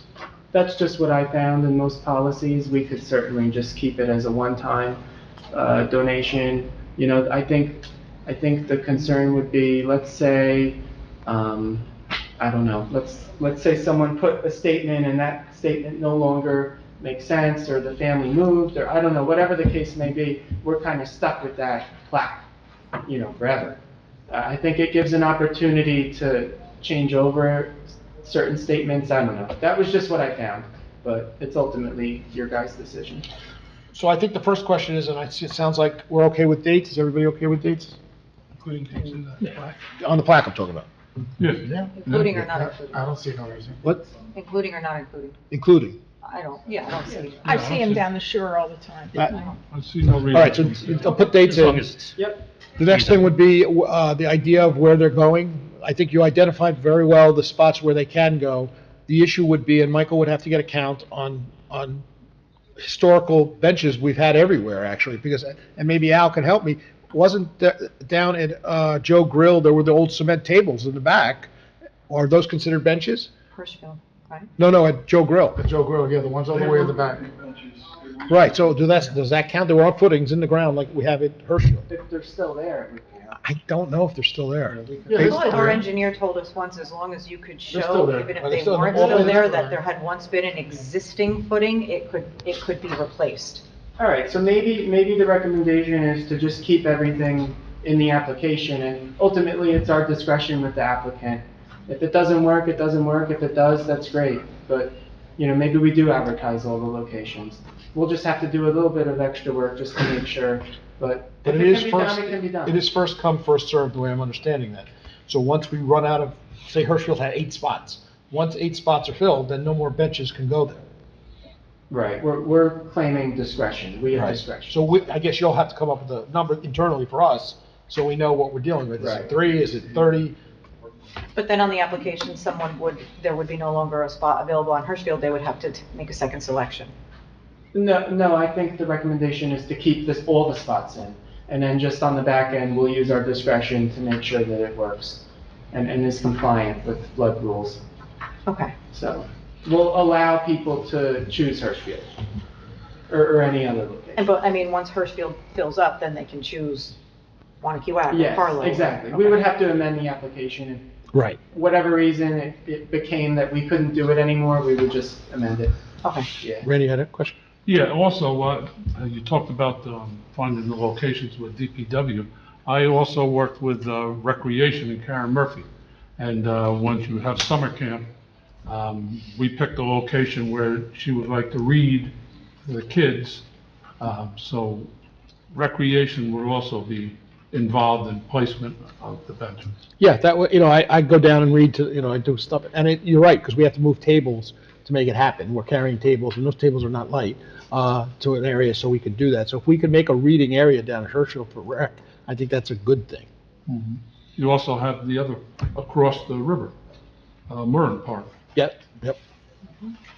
All right, any questions about that? Sure. I just want to add that we don't just have to be looking at benches. In other towns that I've noticed in parks, they have memorial gardens. And they can make a garden, and that you don't need a permit for. And you can put memorial stones. So we do have a number of areas where that kind of thing could happen.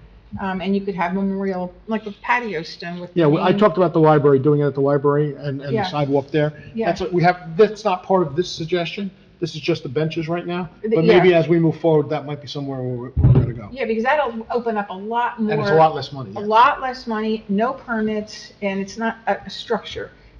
And I know that the high school has a memorial stones, and a lot of people do. Yeah, no, still I just contribute purchased to two that. for my mom who passed at the library. They were $100 each. Yeah, They put the stone, they put them in, and they do all the work. they do all the work. So that is something else we'll discuss, but it's not part of this bench discussion. Okay, I'd like to talk about that though. Okay. Okay, thank you. Any questions about the bench part of it? No, I'm good. No. Okay. So just for clarification, at the next meeting, we're going to have a fee resolution authorizing the fee, and then I have direction to amend the application. And then after the next council meeting, we'll launch the program. Okay. Thank you. Okay, thank you. Last workshop for today is the Hometown Heroes Banner Sponsorship Program. So I did work with Council President Polidori and the Pompton Lakes VFW, and I did want to thank the VFW for all their back-end work on this. So tonight we have a draft policy before you for the banner sponsorship program. A few points to consider. Again, the banners are 18 by 36 inches. So are the current banners. And again, the intent was that this year the residents that were killed in action were displayed along Wanacue Ave proudly. And at the recommendation of the VFW, we're now opening up the program for everyone for next year. Also, the VFW did request that the banners for next year would be a different color, just so we can properly honor those banners that we already have. So I did draft an application after talking with the VFW. We talked about eligibility. Well, we talked about the banner program first, that the banners would be good for 3 years. That's kind of what I've seen from other towns. You run into them getting worn down and in disrepair after like 3 or 4 years. So we want to keep our bid looking good. So that's the first recommendation. I did talk to the DPW. We have 55 light poles. Actually 54 as of last week. Someone hit a pole. Yes. So we have 54 light poles. Discussion ensued on the Colfax Ave utility poles, but I think right now we just want to keep it to 55 on our decorative poles. We talked about double-sided, doubling up the banners on each side of the poles. The problem with double-sided is that the banner company is telling me that it's standard that we donate the banner to the family after the 3 years, and we couldn't do that if it was double-sided. So we are limited to 55 applicants. And then we also talked about, can you do one banner on each side of the pole? And I got concerns from DPW that they're not doing that now because they may be hit by trucks on Wanacue Ave. Box truck pulls up to parallel park, he will hit the banner. So we can't do that. The banners have always faced inwards to the stores. So again, we're limited to 54 spots, 55 spots. And how do the snowflakes attach to the poles with the banners? They're a little bit higher. The snowflakes are? Yes. And So there's room to do both? Yes, yes. If you And sell, we- go ahead, I'm sorry. If you sell 54 spots, can you vertical stack them? You'd run into people might hit their heads or it might be too low. If you went up, are they not high enough? Yeah, I talked to the bid and I don't think that would be a recommendation of theirs, and the DPW was a little concerned about that, but that's something that we could look at. And they also have their own flags to bid, right? Don't they have flags they put up? Yep, but they're aware of this. No, I'm just saying they have their own flags they put up. They do, but with this, we would take up all the spots. So they would not put up flags? Correct. At least during the term of this program, which is, from Memorial Day to Veterans Day. Okay. So they would still be able to do Christmas and whatever else they do. So can I just make mention, because we have a new bid director, Emil Gomez, I think his last name is Gomez, right? He seems very eager, he's very aggressive, and it's like fresh air to me, He wants it clean, he wants his programs, and he's gonna be working on this, and I know you've been working with him, correct? So, those poles are loaded with signs, no parking, speed limit. There's a million signs on those beautiful decorative poles. I think we have to really take a look at how many signs are on There those shouldn't poles. be too many signs. There's a attached to- lot. I'd have to look, but. You take a look, because we Chief, are there talked signs about it. from the police department on those poles? Yeah, We have to remove those. Yeah, off the top of my head, I'm not. take a look. Yeah, I'd have to look. But Yeah, I'd have to look, I know in too. the past there's been signs like. 35 mile an hour, whatever. Other 25. signs on there. There are metal signs. So one of my metal pet peeves is signs in the town. They too look much. great for a year, and then they sit and rot and get rusty, and, I know every organization wants to put up their sign, but after 20 years goes by, why is that sign still sitting there that you can't read? I don't want to pollute the town with more signs. No. So if you have to move signs off poles, and now we're putting more signs on the street, that defeats the purpose. So that's something we should look at. I didn't know that. Yeah, I didn't know that. it came up at a meeting before he was there, but I know we talked about the police signs being on the decorative I'd have poles, to look at especially the decorative poles. Take a So look at it. What we did over the past summer was we worked with the DPW and we purchased decorative black poles for street signs. The street signs are usually on galvanized steel. We purchased black poles and we're consolidating all of the signs to the one pole. That way they're not all over the place, so we are working on that. Okay. And then the police did have no parking signs on the decorative poles. Yeah. And I think all of those were removed. Yeah, I think they were removed. I do. So we are trying to clean up the signage. Yeah. But we'll look I at just it. don't want to overwhelm the town with signs on one pole. Yep.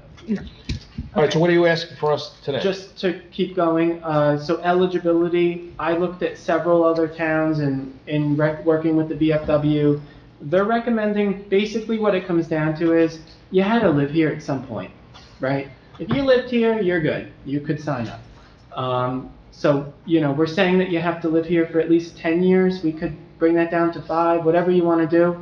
That's what I found in some other towns like Kinnelon and some towns in New Jersey. And then also they have to provide proof of service, a photo to our office. And then, we'll work with the banner company. We're looking to get them up and running for Memorial Day. And we looked at the cost. We would have to buy new brackets for this. Our brackets that we have are not sufficient for this program. We don't have enough brackets, rather. So we're just looking at purchasing all new brackets. So it comes to $117 per banner for the program, and we're recommending a fee of $150. I know Kinnelon was like $139, Butler was $141. That includes the bracket cost? That includes bracket and shipping, which I had to account for. So the recommendation is $150, and then also I wanted to go over some other towns, specifically the borough of Oakland, accepts donations for the program. Discussion ensued on what if someone can't pay for it, right? And we don't want to limit someone's ability to participate. So I think the suggestion is to accept donations. There's a spot on the application. It says to ensure that all who deserve this recognition can be included. The borough is accepting donations to assist those who may face financial barriers to participating. And then there's an option to contribute to the program for us to purchase the banner for the resident for free. And then I also state that the resident who cannot afford the banner would be placed on a wait list until adequate funding is identified. Well, I think we can work with our local organizations, Yeah. like an Elks or a VFW or Knights of Columbus, where they can start their own programs within their organizations that, we can donate 2 flags a year or 1 flag a year. And then that pays into what you're saying now. As long as we okay the fact that it could be a donation. I'm just confused. You're not asking for the town to make the donation? No, we would be accepting donations from the general public.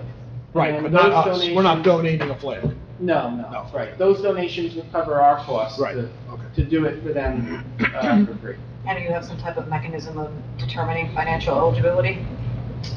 Well, it's just if they can pay the fee or not. I mean, I don't want to get in disputes with people, but, someone could claim that. I don't really have a way to prove that.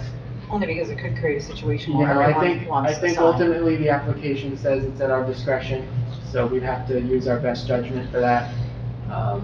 That's just a recommendation. We could not include that, but we're trying to encourage people and, So here's the issue. I've been getting calls from a lot of vets, who, because we have this new vet housing, they're very interested in getting in, how you can get into it, which, by the way, hasn't opened yet to the public. We will gladly announce that as soon as it does. But these vets are on very limited income. They're making incomes of 28 or 26 or less. Are they gonna have the money to put that out? Maybe not. So the question would become, do we steer them to groups, or groups are gonna steer to go find them? yeah, I don't know the answer to that, but, I think just we were trying to accept all those that deserve the recognition, and, it's tough, but I don't know, what you ultimately want to do for policy decision-wise, but. I absolutely agree that everyone should be entitled to one. I just ask that you work with the attorney on the language for that. Okay. So what about the year in service? You mean living here? Yeah. Oh, I don't care, 5 to 10. I'm okay with 10 Honestly, myself, I don't, but- you start with 10 and all of a sudden 10 people call you and say, that's not fair, I lived here for 5 years and flags aren't moving, then we amend it. Yeah, no, we'll use our judgment, and we'll come back if anything needs to be changed, but I think, All right, let's start with anyone 10. has We good any with 10 to start with? Go with 10. All right. All right, is that everything? Yeah. Okay. I'm going to let the chief talk a little bit. He had some update on how he's going to give us our information, so go ahead. Good evening, everyone. So I just wanted to spend a couple minutes and discuss the new monthly report that I sent to everybody. So I just wanted to get into explaining the format, a couple of key takeaways, and then what we did this month briefly. All right. So so going forward, the format of the report is going to start off with, it'll eventually, it's going to start off with my message to you guys, which will be a narrative summary of the past month and some highlights of major incidences, community engagements, and then it'll kind of set the tone for the rest of the report. The next section is going to be the operations report. So that's going to give you guys a snapshot of all the calls that we had for the month, incidents, arrests, traffic enforcement, and then it's also going to have comparisons from the prior months. There's going to be a section for training. So this will show the department what the department-wide and specialized training that was completed during that prior month. The next section is going to be community engagement, which will cover outreach like National Night Out, Junior Police Academy.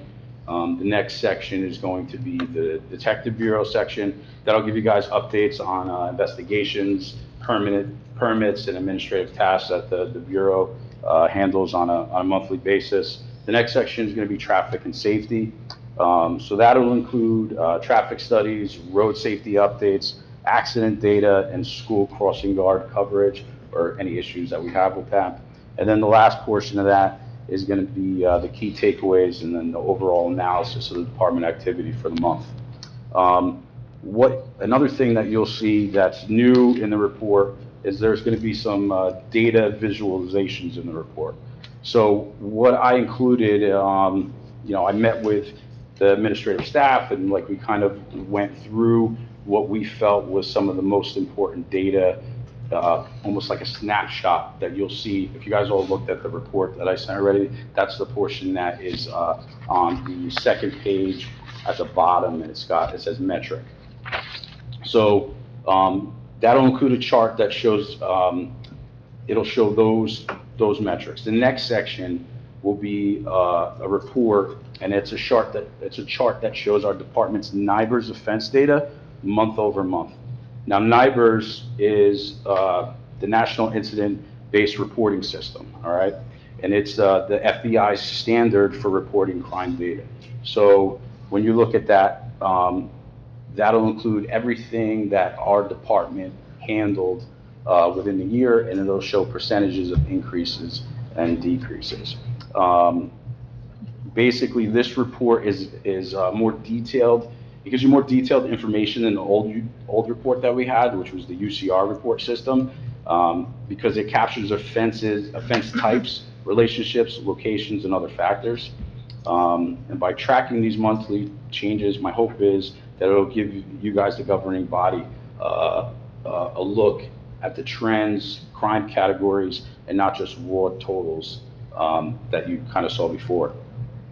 The report includes a breakdown of our call breakdown by the time of day. So I included a chart so you can, it gives you a snapshot of when we are getting the most calls. So, and it also allows our department to better plan patrol schedules, staffing, and match peak demands in time for when, our services are mostly needed. And it also helps ensure officers' availability aligns with what the community needs. So, just going back to the monthly report, I just want to hit on some key highlights and numbers. So the overall activity for the month, we handled 2,552 incidents for the month. That's up from 2,165 in July. So it's an increase of 387 calls. The department took 92 investigation or operations reports, which was slightly down from July's number of 102. And then domestic violence reports, they decreased to 13 from the prior month of 25. So I don't know if you're aware, but domestic violence, those reports are very time consuming, very detailed, and depending on if mandatory arrests and things of that, you have officers spending could be a significant portion of their actual 12-hour shift handling those calls. So for traffic enforcement for the month, there was 176 motor vehicle stops. That was fewer than July of 233, but citations were up. We hit 113 citations. That was up from 63 in July, so that's actually a 79% increase. And then if you go through the report too, you'll see the percentage increases on the detailed reports that I gave you. Also with that, motor vehicle accidents decreased, so we had 24 motor vehicle accidents this month, and that's down from 30 from July.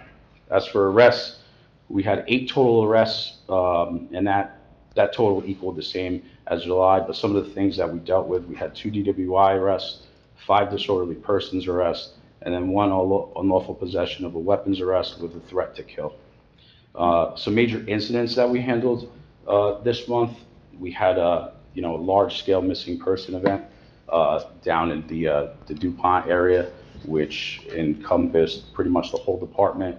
We had outside agencies, the Sheriff's Department come assist. We also called in immediately Bloomingdale Search and Rescue, Ringwood Search and Rescue. I think we had some components with the state search and rescue team. CERT came out. So there was a OEM. So it was a group effort, to say the least, and it ultimately ended with us finding the missing juvenile. But the incident began at 3 p.m. It continued overnight, and it resolved safely the next morning. As for training that we had the last month, so we had a department-wide active shooter training, which took place in Lenox School, which is mandated for a part of our licensing. We also had rifle familiarization and legal updates, which are again also mandated by licensing. Some community engagement. We had for National Night Out, we had a definitely strong attendance, positive feedback. I'm going back to July with this one, but I got to give the recognition for the Junior Police Academy. We had 33 student participants. It's a highly successful program. I ran the Junior Police Academy myself for well over 15 years until I had to give it up. But it's definitely a successful program and helps all the kids in town. And that's a program that's for 6th, 7th, and 8th graders. And usually we get participants always that that repeat attend. So it's definitely a great program. I got to give credit to Detective Ford for taking over and running that. As for the Bureau, this month, they opened up 13 new cases. Well, we have 13 new cases, 6 are ongoing, and therefore things burglary, robbery, missing juvenile, and a found firearm. They also collected, as you go into our lobby, we have the medicine drop out there, that mailbox. So this month alone, we collected 38 pounds of medicine, collected the Project Medicine Drop, which is a significant amount. And then they continue to coordinate with our cold case from 1976 with the New York State Police. So there's been some advancements with DNA, so Detective Patrol has been coordinating with them, so hopefully there's some type of news with that. As for traffic and safety, there was a traffic study that was conducted on Arcadia Road. It showed that there was no major speeding on that roadway. The average speed that was taken was 20.8 miles per hour, which is under the 25-mile-per-hour speed limit. We tracked a bunch of accident locations. This is more detailed in your report. But we had 13 on Wanacue Ave, 5 on Hamburg Turnpike, 2 on Lenox, and the rest of them were small numbers. I think there was 1 accident on some of the other streets that are in the more detailed report. We did meet, and there was some concerns with some parents that lived by Lakeside Ave, and they asked us to go over crossing guard location on Van and Lenox, and it was ultimately determined to extend that crossing post for the safety of the kids, because they felt that it was a lot of traffic take up in that area. And then we continue to coordinate with, met with the supervisor of Verizon for the FiOS project that's going in town. So myself and Lieutenant Kopacki, we met with him and we went over, the expectations of the department for traffic and safety. I would say the major takeaways from August, we had a higher call volume, but lower domestic violence cases and fewer accidents. Traffic enforcement was definitely more productive with, we had fewer stops, but definitely more citations for the month. And then, community trust was reinforced through National Night Out and Junior Police Academy. And then, we had a critical incident, which was the missing juvenile, which was successfully resolved with strong interagency coordination. And then, as always, the department remains focused on readiness training and community partnerships going into the fall. I hope you guys like the report. Definitely open for feedback from each of you. If there's things that maybe you want to see added, or something that's important to you, or you feel something that maybe I left out that you'd like me to add. So 2 things. Thank you for the report. 2 things I have for you is the Junior Police Academy, when they put that together, we should try to coordinate with summer camp so it doesn't interfere. Because a lot of those kids do both. Yes. And you would get more at your program and we would get more at our program if it wasn't during the same time. Absolutely. We definitely try to coordinate with Karen Murphy every year.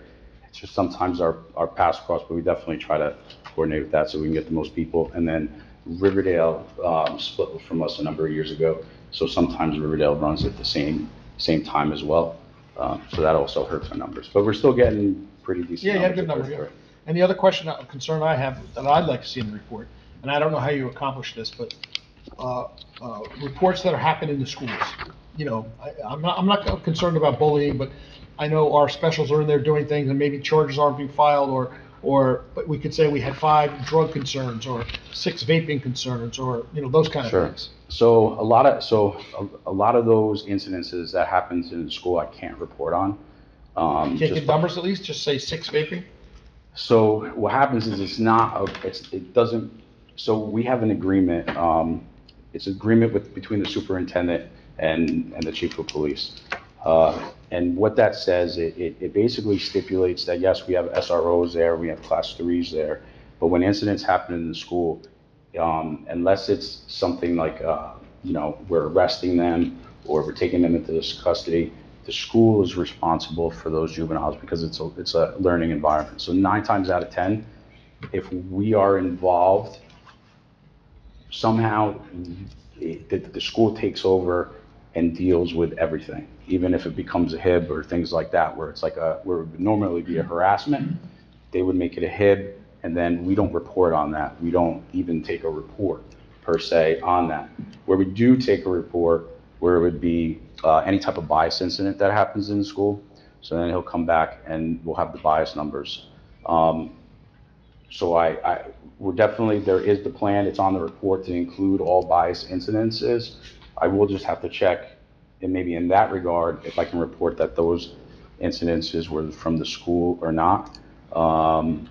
And then I will check and double check to make sure if there's any other things that, if it would violate that agreement, to report back on to you. But I can get you the answer. Your school board, maybe you want to talk to the superintendent and say, we're not looking for names, we're not even looking for situations, but there were 7 vape concerns, just so we can get a feel of what's going on in the schools with it, because a lot of us don't have kids in school anymore. To follow up, but I do agree, just from my time on the Board of Ed, there's a lot of privacy concerns, even at the numbers. And the school itself and the school district is very self-containing on how they manage those issues. Because theoretically, they're not really breaking a law, they're breaking a school policy. Yes. So that's the difference. Now, when you're talking about the law, that's when they would get engaged. But I can bring it to his attention and I can see, and just feel from the Board of Education, but that's the difference. School policy versus breaking the law. Yeah, because even like the HIBs that they bring up in the board meetings over there, he doesn't even discuss with us the specifics of Right. that, just like, Well, those are you more just give the number and stuff like that. Any But- questions for the chief? Thank you for that. Thank you. Thank you for the report. All right, thanks. It's- Real quick, in the metrics, yeah, go ahead. you have July and August, I'm looking at the report right here.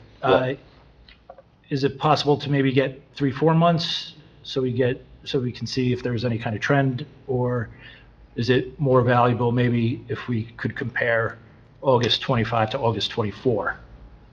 Yeah, so, I'm sure I can add other months. The reason why I included 2, so that this way you can see if the trend is going down or obviously it's trending up or trending down for that prior month. Yeah. And then the goal was at the end of the year to kind of do a whole spread of like a whole snapshot of the year. But I could certainly, if you guys want more months, I can add more months. I mean, I'll leave it up to you, but just, you don't want to overload us, but, just 1 month it could be an aberration. When you see 3-4 months, you can see trends. Absolutely. This is where we miss Councilman Vague, who used to give us the full report by number, that went on for, 15 or 20 minutes, but he did give us the report. All right, thank you. You're welcome. Okay, motion to open the meeting for public comments. Motion. Councilman Bennett, Council President Polidori, all in favor? Aye. Against? Anyone from the public like to address? Please step up. Take her first. Okay, by the time I get up there. Whoever wants to go. Okay. Hi, Greg McClure, 4 Lambert Street. Thank you again for tabling the motion and looking further into that. One concern I have with say restricted parking would be like guests of us, like I say, like for a party or something like that. Other than that, I do welcome that. Thank you. Another thing, I was wondering if you guys could look at the structural integrity of the walking bridge on Lambert Street. When you're walking on it, it sways back and forth. The handles on the side also sway back and forth. Currently, there's a boat that's parked on our street, that's on Lambert Street. It's been going from like one car to another, so it's sort of like moving, but it's still taking up a large part of the street, so that's just another concern. And finally, the other day when I was walking on Lakeside, I was holding my 3-year-old daughter, and sort of where the like in front of the new house, I guess that's being put there across from the field. The sidewalk is all like messed up, and I was avoiding one thing, and I stepped into a big hole and fell with my daughter. Everybody's all right and everything, but just wanted to let you guys know. That should be it. Thank you very much.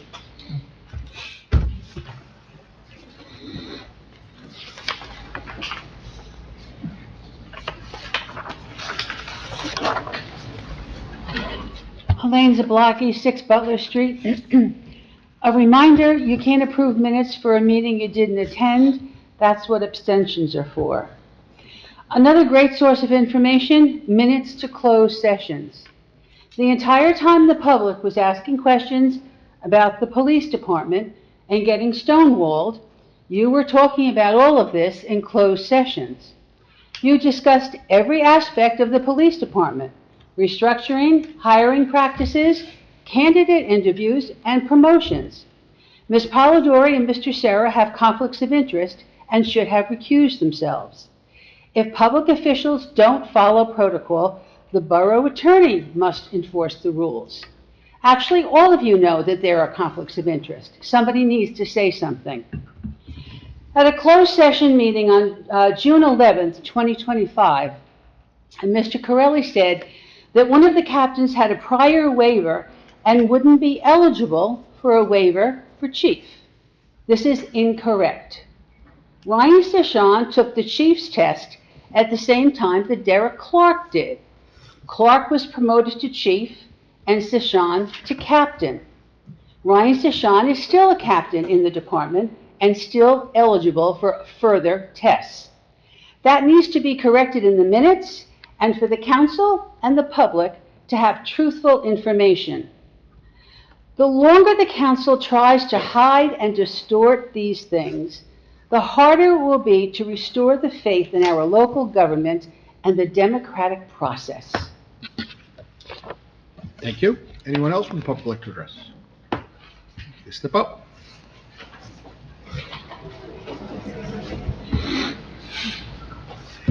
Good evening, El Evangelista. Just a comment as a resident, Pompton Lakes, Ringwood Court first, and then I'm going to comment on emergency management.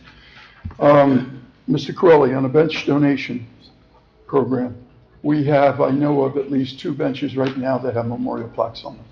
One is at Lakeside and Mandeville for a former firefighter that was with us and passed away at a young age.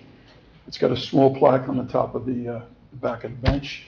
And I believe the Rotary Park, I believe we have a former employee whose husband donated a bench, a former councilman, Carl Padula, in memory of his wife, which is in Rotary Park. So we have established precedent there, so I don't know, how you want to follow through on that. Well, the other thing on a shared services agreement for municipal court, I spoke to our court gentleman, Joe, as well on this. We have a backup plan for election day, which we have to do. Our municipal clerk, Liz, brought that to my attention, and we came up with a backup plan. And now with the schools getting generators at each school, that even makes it better. But we have to have a plan in the event there's an interruption in the voting at any one of our voting places. We have to have things in place to deal with that, which we do, and I submit that to the county every year just before election day. All right, so those were 2 things I just wanted to mention, and I'm glad to see that now we have the court taken care of as well. All right, Lambert Street, I just want to mention this. Everybody was saying, about getting down between cars, garbage trucks can get down. The thing we got to remember about a garbage truck is they don't work off the sides of the truck. When they pull down with a fire apparatus or an ambulance, okay, our apparatus is 8 feet wide until you open the doors. When you open the doors to get out, that adds about 12 feet at that point, 12 to 14 feet. And then we also work off the sides of the apparatus with the hoses, which requires more room. So when we think about the vehicle, it's just not the vehicle we have to get down the street, it's the working area around it. So just please keep that in mind. And I know that that street's had issues with snow plowing in the winter. And once you get snow berms on each side, you're losing another 3 feet, 4 feet on both sides of the street. It makes it very difficult. So just please keep that in mind as you deliberate on that. All right, I just want to mention Pompton Day from an emergency management perspective. Awesome. Awesome. All right, and kudos to the committee, to the Recreation Committee and the event staff. I want to say it was a pleasure working with the police department, okay, on this. Lieutenant Rufo did the incident action plan, which we have to submit to the state police before we run an event like that. And as you may or may not know, we get credit, exercise credit every year. We either have to do a tabletop, full scale, or an actual event, which we took advantage. with this being an actual event. We had the forest fire last year, and then we had the search and rescue at DuPont, which was also an actual event, and a huge one, because as the captain mentioned, we had search and rescue from the county, state police were involved there, they were on the scene, and we had the New Jersey Search and Rescue.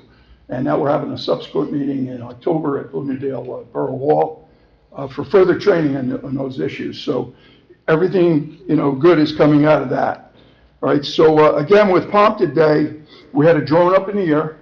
One of our drone operators, I'm waiting to see the results of that, which is going to be great. And what else do we have here? We had PD, FD, EMS, DPW, OEM, and the event staff, which were all coordinated through our field comm unit.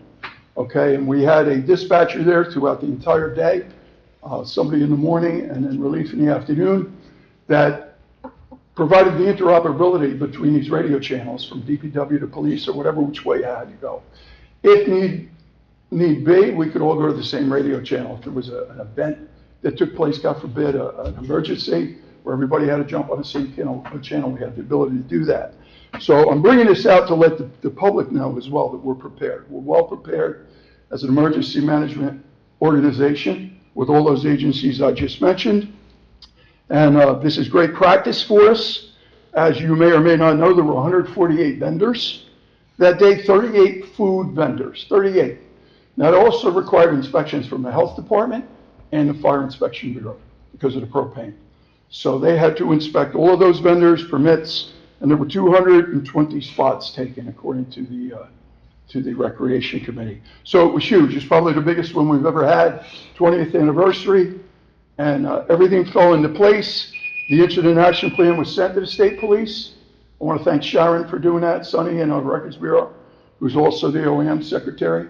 We submitted that to the state, so we have that under our belt, and all good things will come out of that, hopefully. Let's see what else I had here. Our field comm, we had the ham radio group, which is headed up by Mike Volpe, who lives on Garden Road. We picked up 3 people the other day. One is definitely joining, the other 2 are on the fence. But what you may or may not know is there is a specific emphasis now on ham radio because of the cyber terrorism that they're talking about and attacks on our cell phone systems. And it's happened already, right? They've had outages on Verizon, T-Mobile, Sprint, and it's out there. That's the next avenue that they're going to try to attack, and we know that.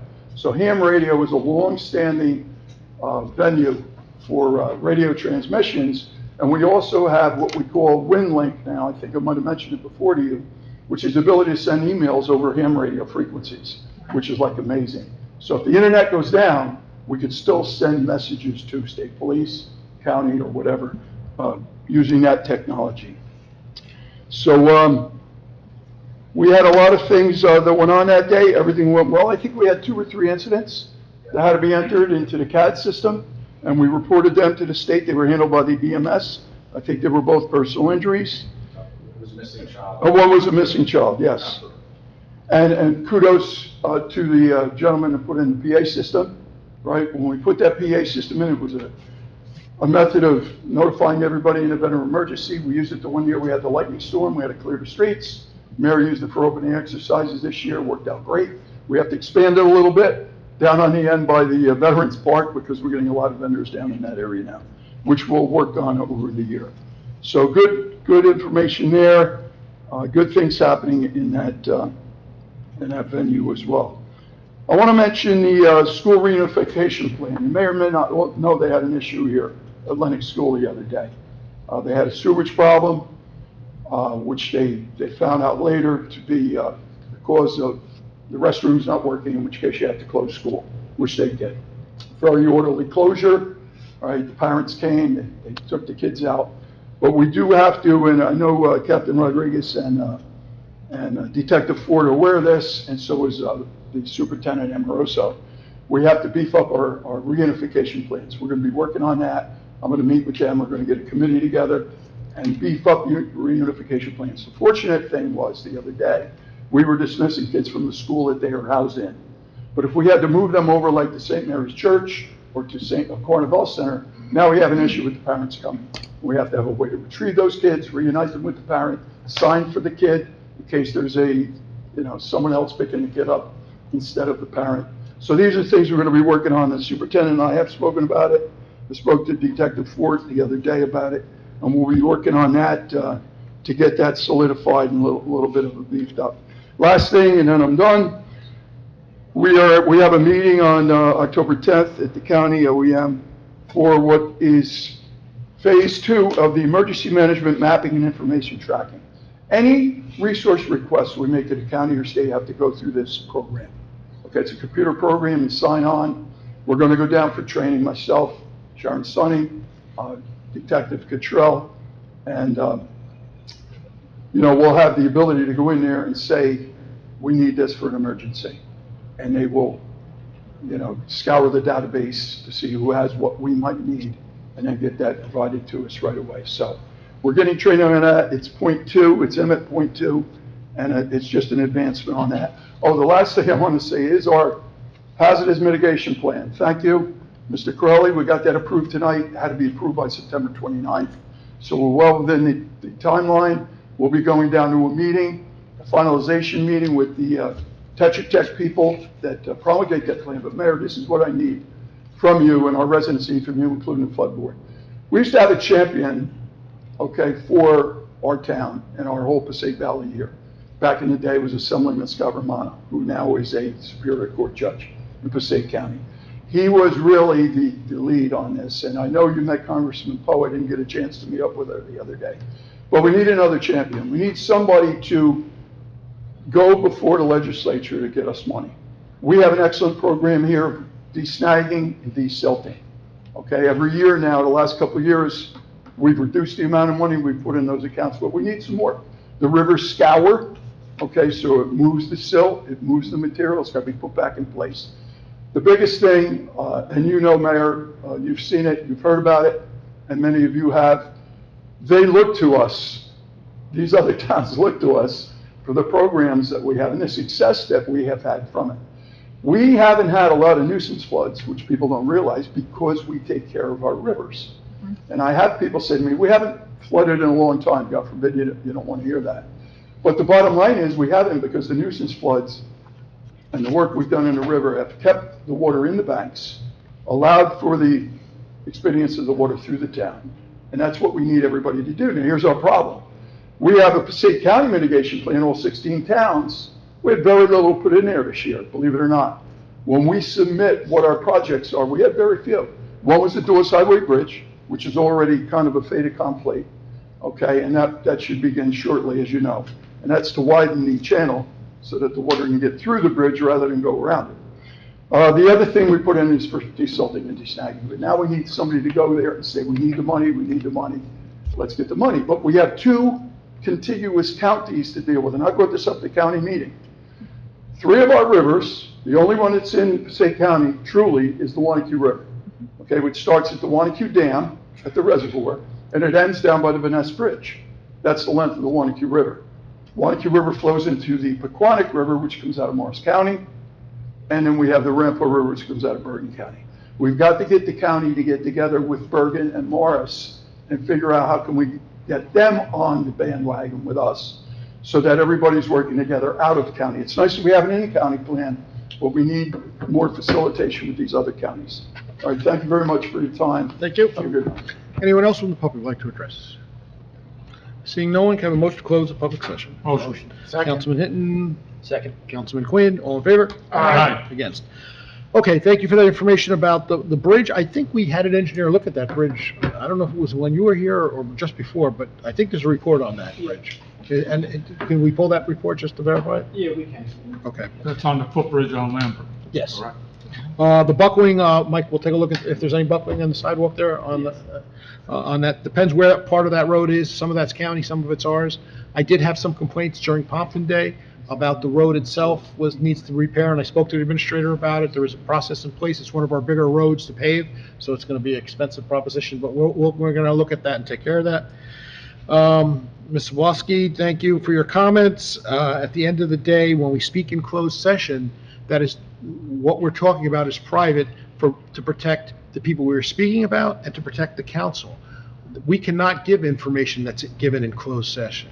Okay, that's why we'll say we talk about negotiation, or we'll talk about personnel.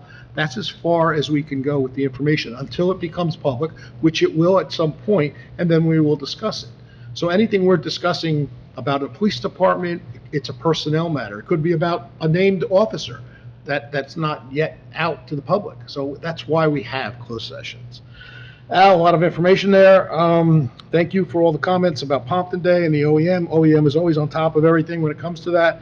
You know, having the command center central and having the microphone working with the speakers was a great added bonus, and if we can expand that even more, I agree 100%. You know, I envision a time where we're covering the street from one end to the other, and all the announcements are coming from one central place. This booth is doing this at this time, or this is going on. So that's something we should definitely work on. You know, I've been fighting for a long time, you know, and I knew Scott years ago. We need to have that connection again. We do need to have someone who is fighting on our fight. You know, I can tell you that Congressman Freelandhausen and Congressman Sherrill were on top of that a little bit for us.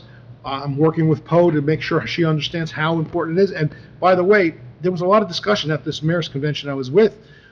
Most of the conversation was on flooding in some way or another, flash flooding, river flooding, dam work, whatever it's going to be. So this is and most of her towns are in Bergen County. So, you know, there's very few in Passaic. So this is affecting many communities, and it's something that we all know that has to be worked on from the federal government to the state level, and someone has to spearhead it. So we'll keep pushing for that. Okay, motion, privilege of the floor. Any privilege of the floor? No, go ahead, someone? No, oh, I'm sorry. Okay. Motion to go into closed session. Motion. Second. Councilman Bennett, Councilman Cruz, all in favor? Aye. Against? Aye. Thank you, everyone, for coming. We're going to closed session.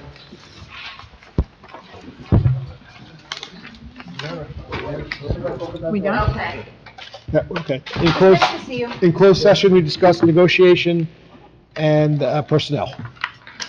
Motion to adjourn. Motion. Council President Polidori, Councilman Bennett, all in favor? Aye. Yes. Okay.